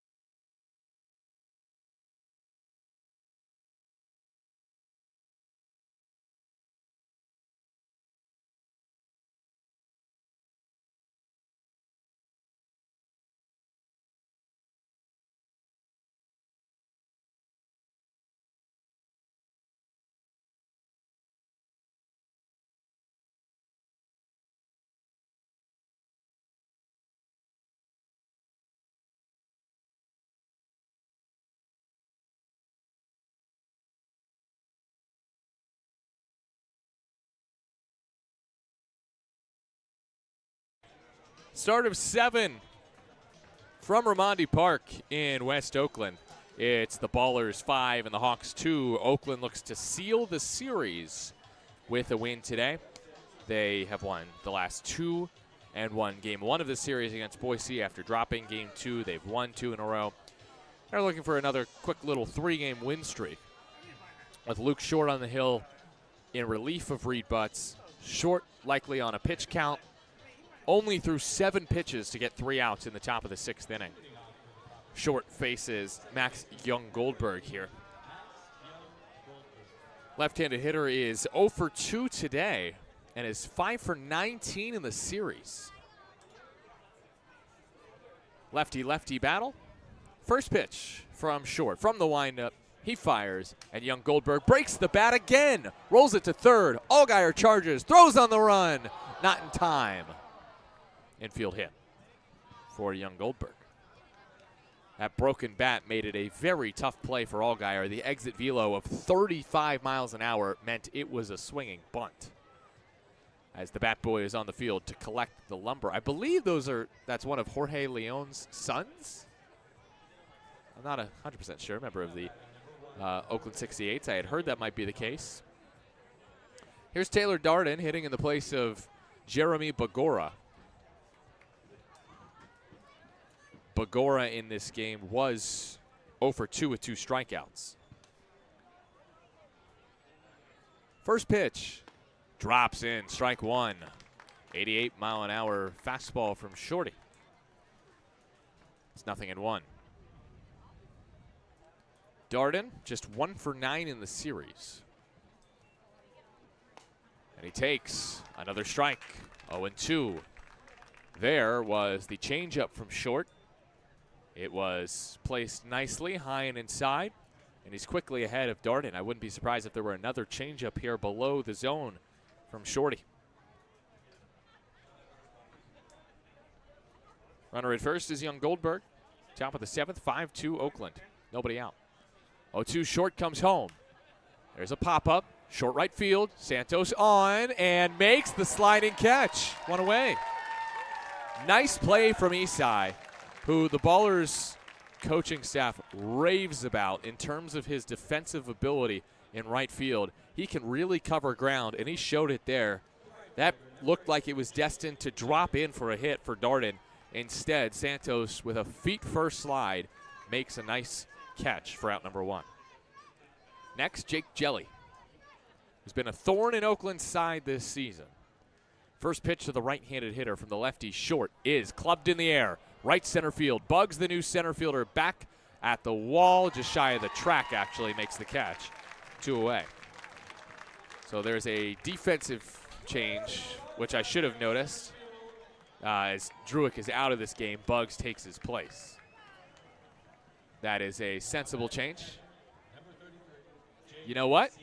I'm wrong. Druick is still in the game. Lou Helmick is out of the game, and Bugs is in center. So let me make that change. Here's J.C. Santini, who's 1 for 2. First pitch, hack, and he misses. 90. Blown by him, 0-1. That was a very long swing by Santini there. Twas.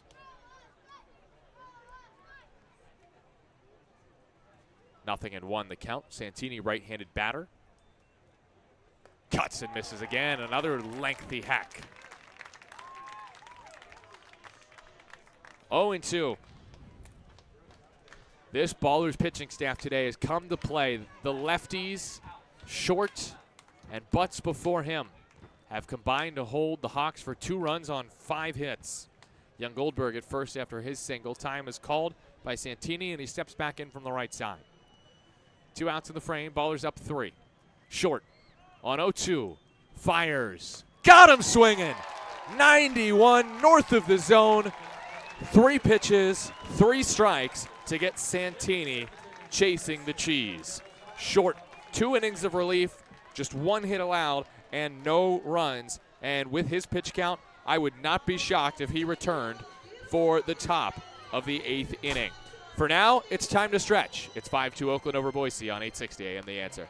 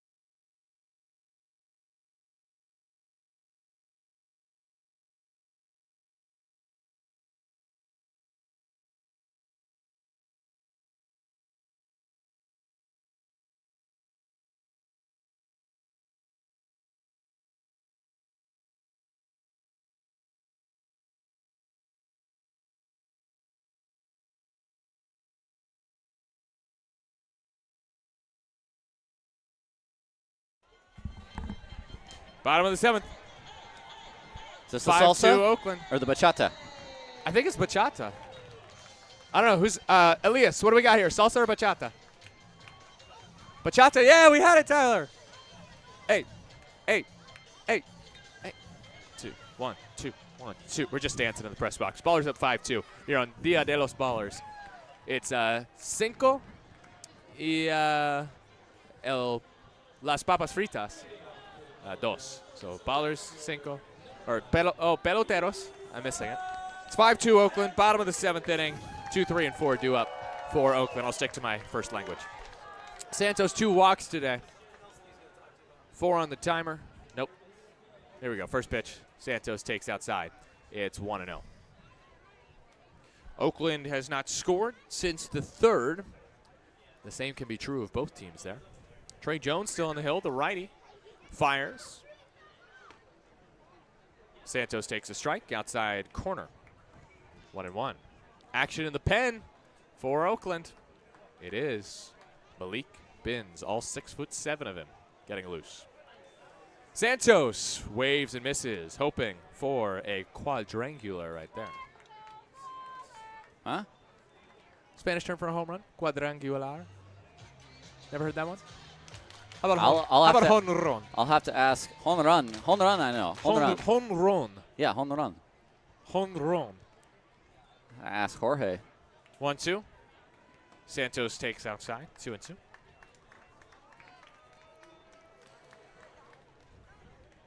Two home runs in this game for Oakland. Cobb and Tatum, both solo shots.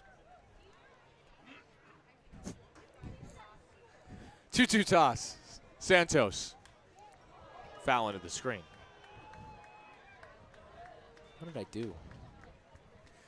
Isai has been hitting very well against Boise this year. .393 hitter against the Hawks. 11 hits, 5 RBI, 2 doubles. And facing a 2-2 count against Jones. Set up first base side of the rubber. Wines deals. Santos swings through a breaking ball. And Jones gets his 3rd K. You're right. Jones is making a name for himself here, or renaming himself here. Yeah. And, I mean, you look at the pitch count for Jones, it's 54. He could go the rest of the way at this rate. Almanza up next. Let's see. Do I have Jones's? Yes, season high is 4 2/3 innings. Creeping up on that total. Almanza takes high. It's 1-0. It would be a season high 5, which Yeah. would be a third of an inning more if he does indeed go the rest of the way. Yeah. Almanza today, a single and a walk. Almanza takes a breaking ball high and away. Almanza's hit streak is now 9. He has 5 homers over this 9-game hit streak, including 4 in this series. 3 on Wednesday, 1 yesterday. 2-0 pitch. Almanza bounces it slowly to second. Gobbled up by Underwood. His throw in plenty of time. 2 down. I don't know what it is from Jones. It's again, I think that's the same pitch that Fernandez threw. I think that's a sinker. And it was over the middle, but because it has that heavy drop to it, he's getting a lot of weak grounders.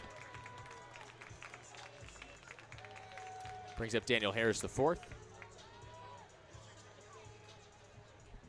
You know, the other thing is actually, other than getting Shorty's pitch count up or working him back, they're doing the same thing with Malik Binns. Pitch low, want to know. Yeah, because he was just not pitching for a while. I think it was something like 13 days. Yeah. And so Oakland is hoping to turn both of those guys into lengthy arms. 1-0. Breaking ball bounced to short, backhanded by Myro. Harris angrily tosses the bat aside. It has not been his day or his series. He grounds out 6-3. And Jones, I don't even know if he's done. He's retired 10 straight Oakland Ballers. And after 7, the score is still Oakland 5, Boise 2 on 860 AM The Answer.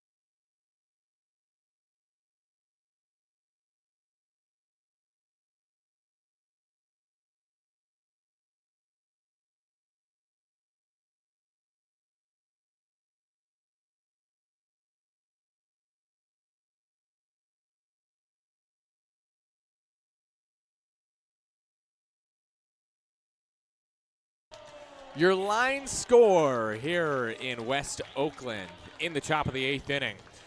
Boise, 2 runs on 5 hits, no errors. Oakland, 5 runs on 6 hits, no errors. I am Nevada Cullen. Yo soy Nevada Cullen.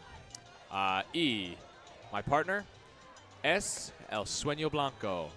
Y Su will take over the play-by-play for the final 2 innings, the 8th and 9th. Los dos. Yo soy el locutor de radio de los Ballers, el locutor muy, muy divertido.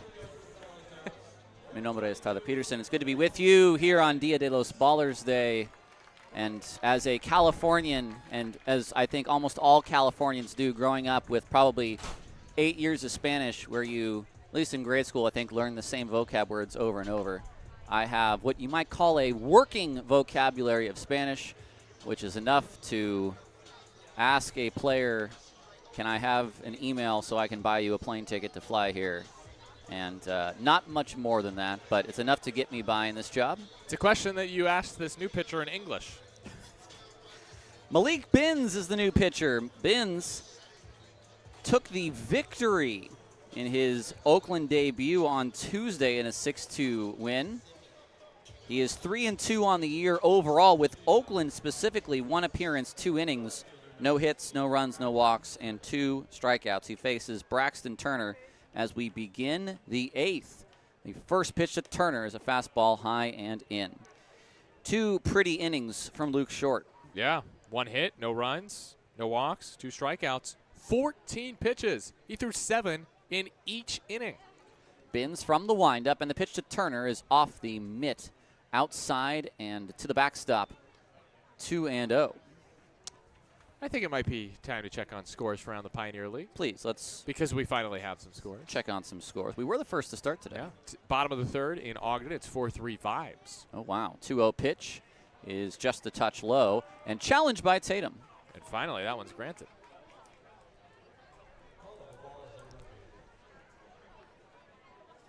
What do you think, Tyler? I think Dylan Tatum's got a pretty good idea of the zone as that's overturned to a strike. Score from Grand Junction. Sky Sox lead the Jackalopes 6-0. Wow. Top of the 2nd. 2-1 on its way. Turner swings and misses. 89 at the bottom of the zone. Now it's 2-2.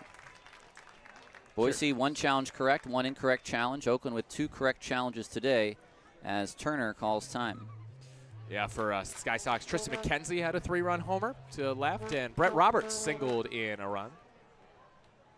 Also, Edwin Martinez-Pagani singled in 2. 2-2 pitch, a wave and a miss. Oh, no, a tip. And Venzen's going to say it hit the dirt before Tatum was able to catch it. Ooh, are you sure about that?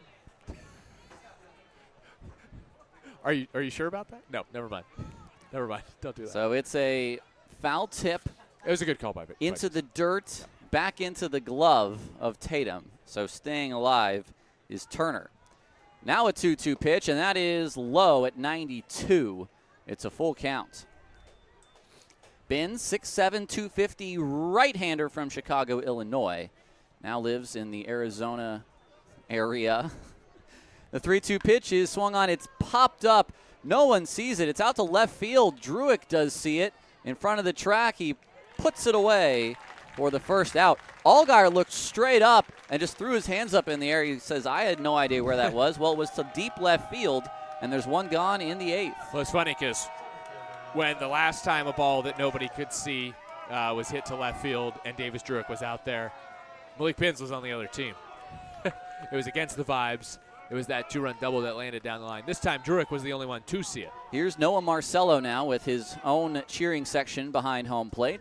The first pitch is popped up toward right. This will get out to right center field. Bugs is over, and he's going to call off Isai Santos and make the catch for the second out of the 8th. Was that unnecessary? Yes. Was it funny? Also yes. Listen, your center fielder calls you off. Even if you're in the right field corner, you let your center fielder take the ball. Yeah. Some other scores from around the Pioneer League so far. Top of the 2nd, scoreless in Great Falls between the Billings Mustangs and the Great Falls Voyagers. Tied in the bottom of the 1st in Kalispell, 2-2 between the High Wheelers and the Range Riders. First pitch to Paul Myro is low. 5-2. Oakland leads here in the 8th. It's scoreless in Missoula between the Chuckers and the Paddleheads. Binns from the windup. Pitch on its way is low. Binns was a starter this year for Idaho Falls, or for Rocky Mountain. He does not have a save on the year. Should he go the final 2 innings and keep the score as it is, he would get a save. The next pitch, a called strike on the outside corner. It's 2-1.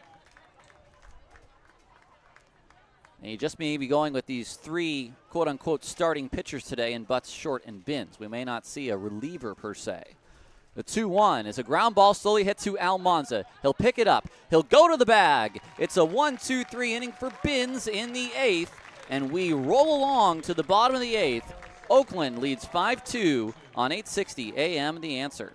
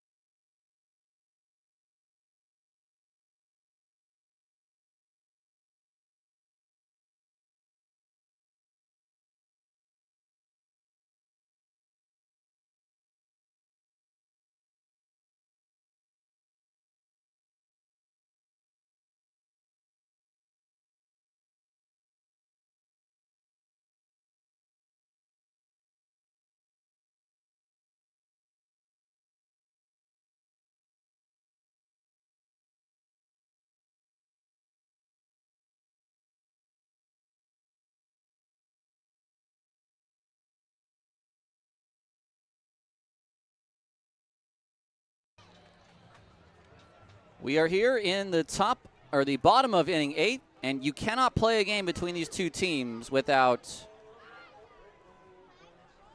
Jeremiah Locklear pitching. It's his 4th game in a row that he will be on the mound. Number 12, the tall lefty, 6'6", 220 from Pembroke, North Carolina, played for the Georgia Gwinnett Grizzlies, a very powerful NAIA squad. Locklear will come in relief of Jones, who was very, very good today. Locklear on the year. This will be his 31st game, a 1-1 record, a 7.14 ERA. He does have a save. He struck out 33 and only walked 18 in 40 and a third innings. Yeah, Jones will be starting next Saturday for Boise. I mean, 5 innings, 3 hits, 1 earned run, a walk, and 3 strikeouts. The only big hit allowed was that Dylan Tatum opposite field bomb, who has now homered off of Jones twice in this series, won a walk-off homer. Yeah, I think Jones showing that he could pitch 5 innings, a season high today, to that effectiveness against this Oakland offense compared to coming in the 9th and giving up a walk-off homer. Yeah, I'll take him starting over relieving any day. The first appearance for Locklear, he had a scoreless third of an inning. He did allow an inherited runner to score, a single by Isai Santos. The first pitch to Buford is swung on and popped out of play for a first strike. Locklear also appeared on Wednesday and gave up a 2-run home run to Almanza and then retired 3 straight. Last night, 2/3 of an inning clean, struck out Buford. The first pitch, or the next pitch, I should say, just off the plates. It's a 1-1 count. And as Tyler reminded me, there is a home run derby after this game. There is a home run derby after this game. And we will not be having it on the radio. You will be able to watch it on Flow. 1-1 is a strike on the inside, and Buford wants to challenge. It's a good spot to challenge. Changes the count dramatically. And if you know, you know. And I think he knew. I'm doing my little VAR symbol. All right. What's it's a hand up for offside? I guess yes, hand up for offsides, yes. And then if it's a goal? Goal, you point to the spot, So that's yes. a strike? That's off the plate. It's 3-1. So strike zone challenge system, umpire can go dun, dun, So, dun, yeah. and then point for a strike. Well, it makes even more sense in baseball where you have a zone. I can just make it a bigger rectangle. Yeah. The 3-1 on its way. It swung on and fouled away by Buford. Cam is 0 for 2 today. His family is in attendance. And we are very glad to have the Buford family with us. Let's see if he can't get this hit streak pushed to 6 right here. 3-2 is low. He'll take it for the on-base percentage. Well, Sierra's got a chant going right beneath us, one of our vendors.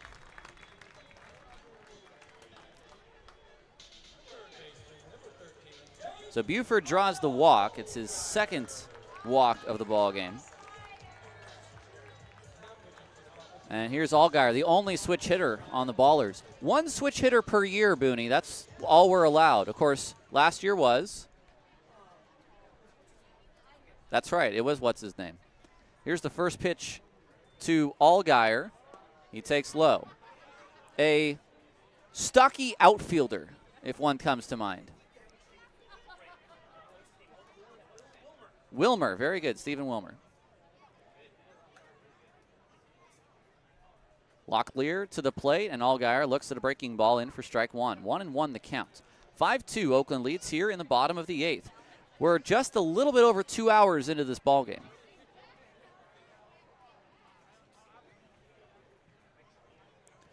No one warming in the Ballers bullpen. Binns will try to complete a save today through 2 innings. Next pitch is high to Allgaier, 2-1. If he does get it, it will be Binns' first save of the season for either squad.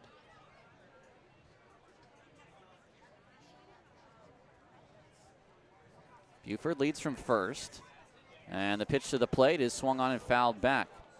Well, for Cam, who's second on the team in steals,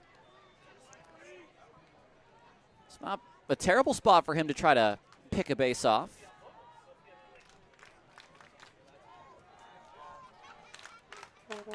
2-2 to Allgaier.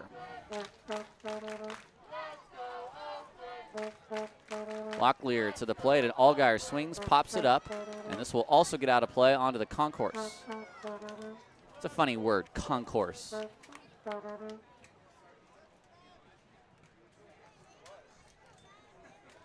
A 2-run single for Allgaier in the first, 1 for 3 altogether.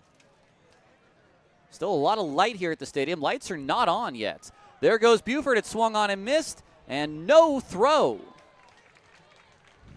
So a steal for Cam, number 24 on the year. Yep. Allgaier K's for the second time today. Productive out. In a matter of speaking, I mean, he was at first when the at-bat began. Now here's Tatum, and here comes Sean Persky, perhaps to remind Locklear of a few things. So, to your earlier point, Tyler. Excuse me. Let me clear my throat. Please. Get yourself right. To your there you earlier go. point, I think any word really is weird once you say it enough times. Like, for instance, bowl. Bowl. Bowl. Bowl. Bowl. Bowl. See, it loses all meaning. Bowl. It's just a sound at this point. Pinata. Pinata. You're right. Pinata. Yeah, you're right. Goose. I've just been shouting random words, Tyler, since you've been talking to Paul. Gone. Since you've been gone. So My point Tatum. was, any word sounds weird once you say it enough times. Locklear places the ball into the glove, and the first pitch to Tatum is down low. A home run to right field today for Tatum. His second of the series. His second off of Trey Jones in the series. The 1-0, which is high and outside, 2-0. So I think I know the message from Sean Persky. It's, hey, you can't let him hurt you if you don't throw him a strike. It's true. If you throw 4 balls, Tatum won't swing, you walk him, you put him at first. It's the smart move here. 2-0. Ground ball, foul. Big breaking ball that time. That was in the zone. Yep. A little bit hittable. It was. Bugsy's on deck. He has not had an at-bat yet since coming into the game for Lou Helmick. And we're seeing more and more the defensive substitution to get Bugs into the game in what's now kind of like the latter half of the game, not even the final third. Next pitch just off the plate. It's 3-1 to Tatum. Yeah, the nice thing about it is that even though no one really gets a real day off, no one has to play the whole game for Oakland. There's always someone that can come off the bench. Buford at second after the stolen base. It's a 3-1 count to Tatum with one away in the eighth. The pitch is swung on and fouled away. That was 89 miles an hour. Pretty center cut as far as Tatum was concerned. Maybe a little bit toward the outer part of the dish. Yeah, but he also already went oppo with a homer today, so he was probably looking away and just missed it. Now a full count.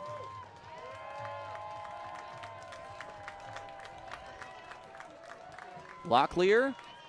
There goes Buford. It's way inside the throw to third, and Cam is out. He was not that far away. It was ball 4. And there's 2 outs in the inning. He was not that far away from the bag at second when he ran. So a stolen base and then a caught stealing 2-5. Santini throws out Buford. Tatum to first, and that'll bring up Bugs.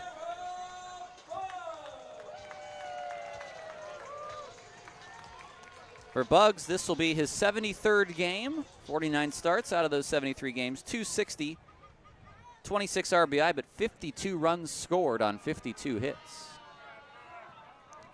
First pitch to Bugs is down and away. I think against the right-handed pitcher, the lineup you saw today where Druick is in center and Helmick is in left and then things switch if Oakland has the lead, that may be what you see in a short 3-game playoff series. 1-0. Breaking ball is high. It'll depend on the opponent. We know it will not be Missoula. The question is, really, will it be Idaho Falls? Will it be Ogden? Will it be this Boise team? Will it be Yuba Sutter? Those 4 are still all in the mix. A 2-0 pitch. That's outside 3-0. As we entered today, with Oakland and Missoula well above the rest of the pack in the second half, we have a wild card scenario. Idaho Falls and Ogden are the 2 wild cards, and both Yuba and Boise are 3.5 back. The next pitch to Bugs, a strike at the knees, 3-1. So if Boise or Yuba can win a few games here, they are solidly in the mix. The crazy part is those 4 teams will play a lot of games against each other in the final 2 weeks. Just about to mention that, Tyler. The 3-1 to Bugs, he takes just low.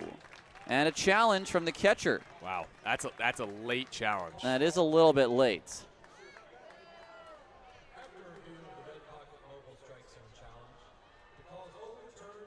It's overturned to a strike, and so Bugs will have to bat with a 3-2 count.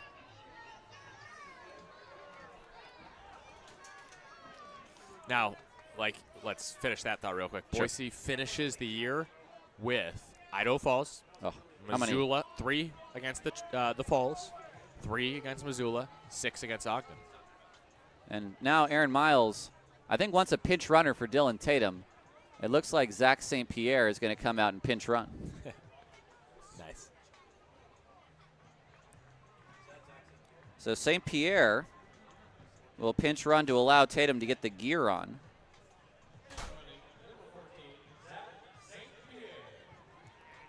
And I mean, it could be helpful because if Bugs does draw a walk here, then you have St. Pierre at second. Well, St. Pierre is going to get to run on 3-2, 2 outs. Oh, yeah. Fresh off the bench. Locklear waits, puts the ball in the glove that looked like a balk, but it's not. The 3-2 pitch is swung on and missed. And that's a nice game check for Zach, who will now check out of the game. We go to the 9th. Ballers lead 5-2 on 860 AM, The Answer.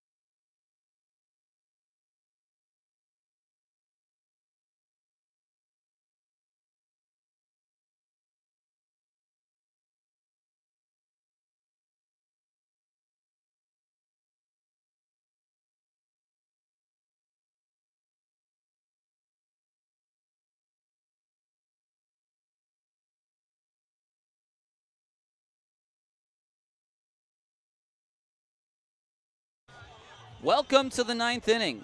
The Ballers with a 5-2 lead as Malik Binns goes for a 6-out save. Underwood, Woodcocks, and Young Goldberg, the 3, 4, and 5 hitters, the heart of the order, to face off against Binns, who through one and today's game, so almost 2 full games, so far has 3 scoreless innings, looking to make it a 4th to give Oakland a 64th win of the year. A throw down from Tatum. No other substitutions for Oakland here in the 9th. It'll be Underwood, who is 0 for 2 with 2 strikeouts and brought in a run on a sac fly, a left-handed hitter, to start matters here in the 9th. What's weird, Tyler, maybe because it's a 2-inning save opportunity, doesn't feel like a save opportunity. No, it doesn't. It doesn't have the feel of a guy trotting in for the 9th. No. So it just feels like more work. Here's the first pitch to Underwood from Binns. The breaking ball, a beauty. It's strike 1 at the top of the zone. And there's something interesting about that in terms of strategy, in terms of the mind games Oakland is playing here, having Binns pitch the 9th. The next pitch is a fastball off the plate. Tatum's going to challenge, and why not? Oakland has all 3 left. Well, now, not anymore. Now they have 2 left. Regardless, because they only have 2 left, right or wrong, after this. That's confirmed a ball, so Nevada was right. No matter what happened there, Ballers would have had 2 left. Boise has 2 left as well, but they can use up to 4. Allgaier slightly shallow at third, almost even with the bag, should Underwood sort of softly hit one toward him. 1-1 pitch. It's a breaking ball down and in. It almost hits Underwood. And does he go? No on the appeal.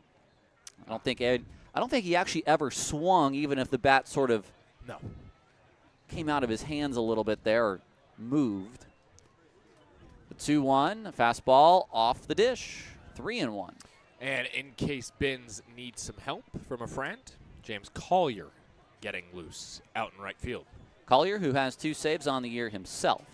22 saves from the Ballers staff, 16 from Butts, 2 from Bogosian, or 16 from Sullivan, as Underwood hits one out of play, 16 from Sully, 2 from Bogosian, 2 from Richardson, and 2 from James Collier. Good pitch there by Binns on 3-1. Don't want to walk a runner aboard here in the 9th inning. 3-run lead. You got to let him beat you. A 3-2 pitch. Setting up down the middle is Tatum, and the pitch is down the middle and slapped into the Hawks dugout. Oh, no. They're showing some concern. I think that might have, did that get Braxton Turner? Did that hit somebody? I think that hit someone in the Hawks dugout. Yeah, Cash Beecham's asking for time. All right, looks like we're all right. That went right over the rail. I mean, that was a scary ball. Sun setting, too. Like that, the sun, you might not even see that ball coming. So another 3-2. Binns into his motion. The pitch on its way is way inside for ball 4. So a leadoff walk. It's the first base runner allowed by Malik Binns in his 3 innings of Oakland work. And I'll bring up Drew Woodcocks. Underwood will see his 13-game hit streak come to an end, but more importantly, he gets on base for this Boise team in the 9th. The first pitch from Binns to Woodcocks is a ground ball foul. He's always ready to hit. Woodcocks is 1 for 3 today. The 1 was a single in the 2nd. He struck out in the 3rd on 3 butts. The changeups? Yeah. Yes. Big at bat here. Can't let Max Young Goldberg get to the plate as the tying run. The 0-1. Woodcock swings and misses over the 70-mile-an-hour breaking ball. That's one where you have to rub your eyes a little bit. What did I just see? Near Ephus-like pitch.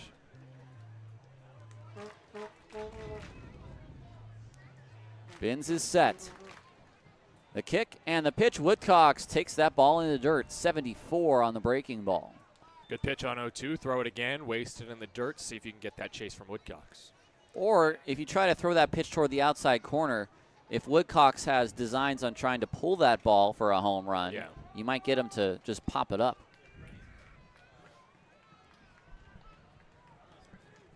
The 1-2 on its way.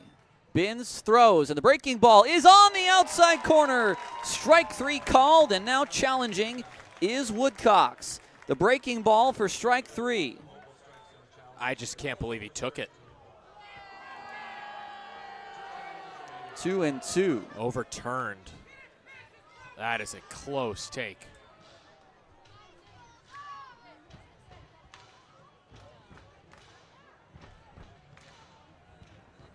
A 2-2 pitch from Binns. On its way, Woodcocks looks at a breaking ball in the dirt, now 3-2.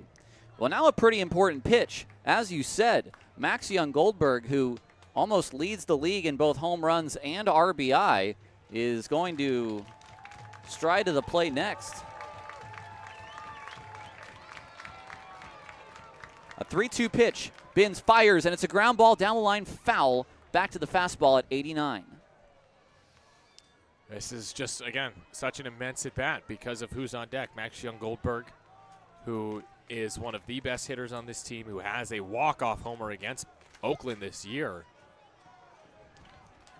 Another 3-2. Binns fires. The breaking ball is swung on and missed. Not close. Woodcocks tries to run, and he can't do that as first base is occupied. A swing and a miss, and Binns has his first K of the day. That's a good idea from Binns not to shy away from that pitch. And now, with that big strikeout of Woodcocks, you get to face Max Young-Goldberg, who does not anymore represent the tying run. No, he does represent a big run because they need 3 to win, or 3 to tie it, I should say. And he is that second run that Boise needs to score to keep this game alive.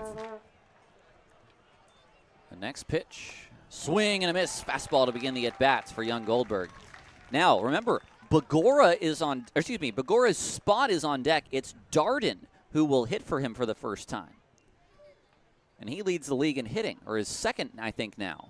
0-1, high and away. It's Benjamin Rosengard at a season-long .464 who leads the league in hitting. He hasn't played as many games as maybe everyone else, but 484 is 484. Darden at .429. The pitch to Young-Goldberg. The big breaking ball backdoors him. 75. It's 1-2. Boy, that's tough to try to time. It's 1-2 to Young-Goldberg. Ballers up 3. A runner at first, 1 out in the 9th. Binns fires, and it's high. A quarter swing by Young-Goldberg, but he lays off.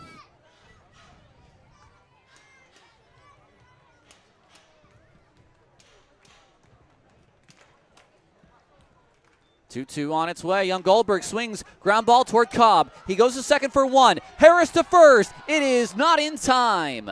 1 out at the play at second base. That'll go 6-4. Young-Goldberg reaches on the fielder's choice, and there are 2 outs in the 9th. And here is Darden for his first at-bat after coming in for Begora. Young-Goldberg's not a bad base runner. 9 stolen bases this year. He's got a little bit too much speed to be thrown out on that slow grounder to short. Only 75 off the bat. 109 RBI and 14 home runs for Darden. The first pitch, big breaking ball inside for ball 1. Darden has 1 hit in this series. It came yesterday. A double off Milliken. Here's the 1-0.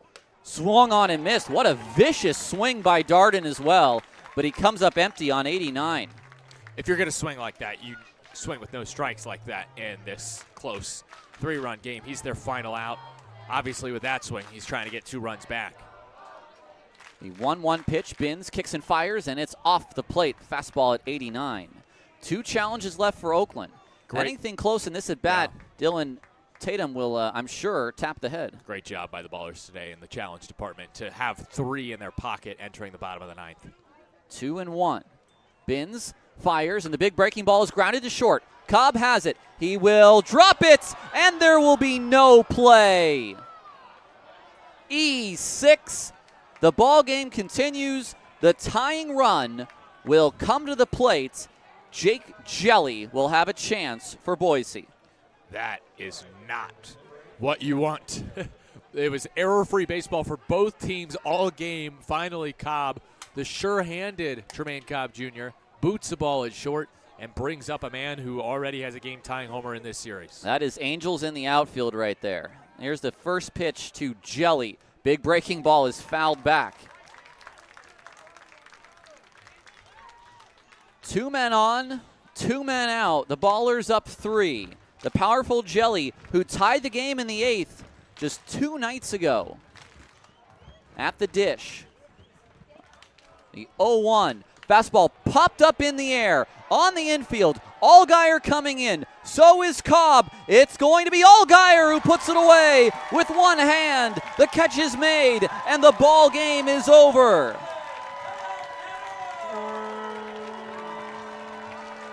Malik Binns, his first professional save.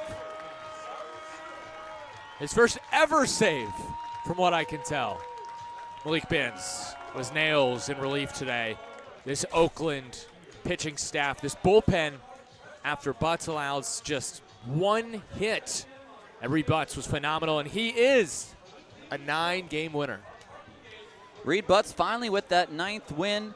The totals on the year for Reed now at 9-4, having his best year as a professional baseball player. The loss today will go to Fernandez, who is now 1-2. What a win for Oakland today. They take the series. Thank you, Max.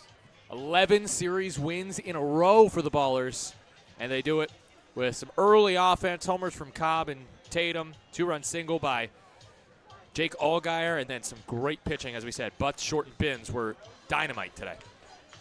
It looks like Casey Pratt is going to grab someone for a post-game interview. I think we know who it is. It's our winning pitcher today. Here is Casey with Reed Butts down to Casey. All right, Ballers fam, I'm here with Reed Butts, starting pitcher today. Reed, team leading wins here, dominating today. How'd you feel out on the mound in front of this huge crowd in Oakland?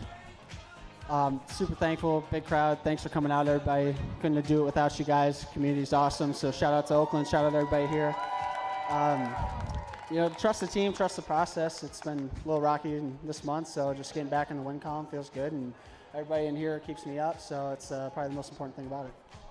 Yeah, to have a start like that this close to the end of the season, the playoffs are coming soon. What does this do for you? Fires me up, baby. Let's go win a championship.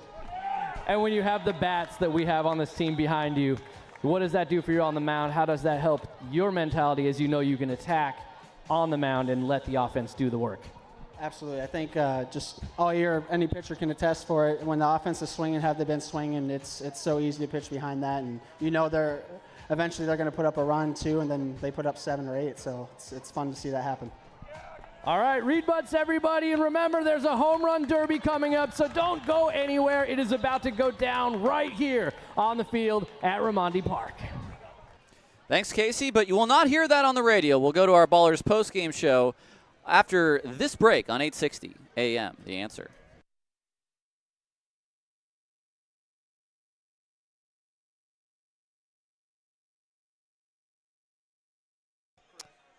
Chris, one segment. We're ending before the home run derby. And those of you who I know are hearing me right now on YouTube, if the home run derby will only be on the Flow Sports stream because, as you well know, Tyler and I do not care. Also, it's impossible to call this for radio. Yes, as you all know.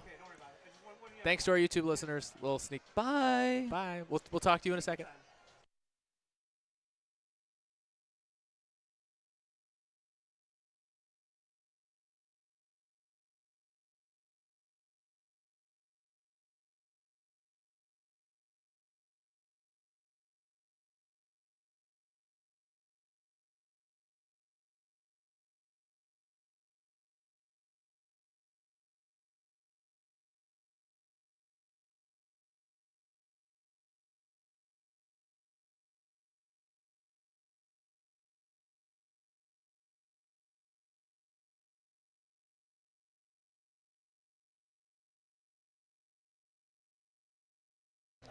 Welcome back to the Ballers postgame show. I'm Tyler Peterson alongside Nevada Cullen. We are about to do a home run derby on our Flow Sports broadcast, so we're going to make this a truncated postgame show, if you please.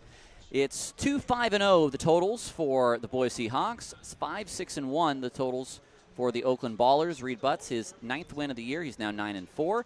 5 innings, 4 hits, 2 runs, both earned, 1 walk, and 7 strikeouts. The loss goes to Fernandez, who goes 2 innings, 3 hits, 4 runs, all earned, 5 walks, and 2 strikeouts. The save to Malik Binns, who goes 2 innings, no hits, no runs, 1 walk, and 1 strikeout. In between the two of them was Luke Short, who went 2 innings, 1 hit, no runs, no walks, and 2 strikeouts. It's going to do wonders for your old team ERA there. Time of the game was 2 hours and 25 minutes. I love me some of that. In front of 3,704. Nevada, a final thought before we close things out and come back at 1 o'clock tomorrow. The Ballers win again. Yeah, great pitching today. Nice to see Reed get his 9th win. Reed is certainly going to be putting his name in the mix for the playoff rotation. We were talking this week about how well Gabe Tanner has been doing. Tanner is 7-0, could be 8-0 if the lead wasn't blown earlier this week. It'll be interesting to see, and it might depend on the opponent, whether they choose left or right to finish out the Milliken and Shorts, as we suspect. We actually don't know, but this is our own little suspicions about what will happen. I want to thank Chris, Marcus, Alex, Ben, everyone else who made this broadcast possible today. For Nevada Cullen, I'm Tyler Peterson. I want to say thank you for tuning in on 860 AM The Answer. And we will see you tomorrow, 1 o'clock pack time, for the final game of this series. The Ballers with the win. Nevada, you've got to get a Excel spreadsheet, I think, right? Oh, yeah. For this derby. Derby's about to begin. We'll sign off here on the radio. Enjoy the rest of your Saturday evening. Final score, Ballers win 5-2.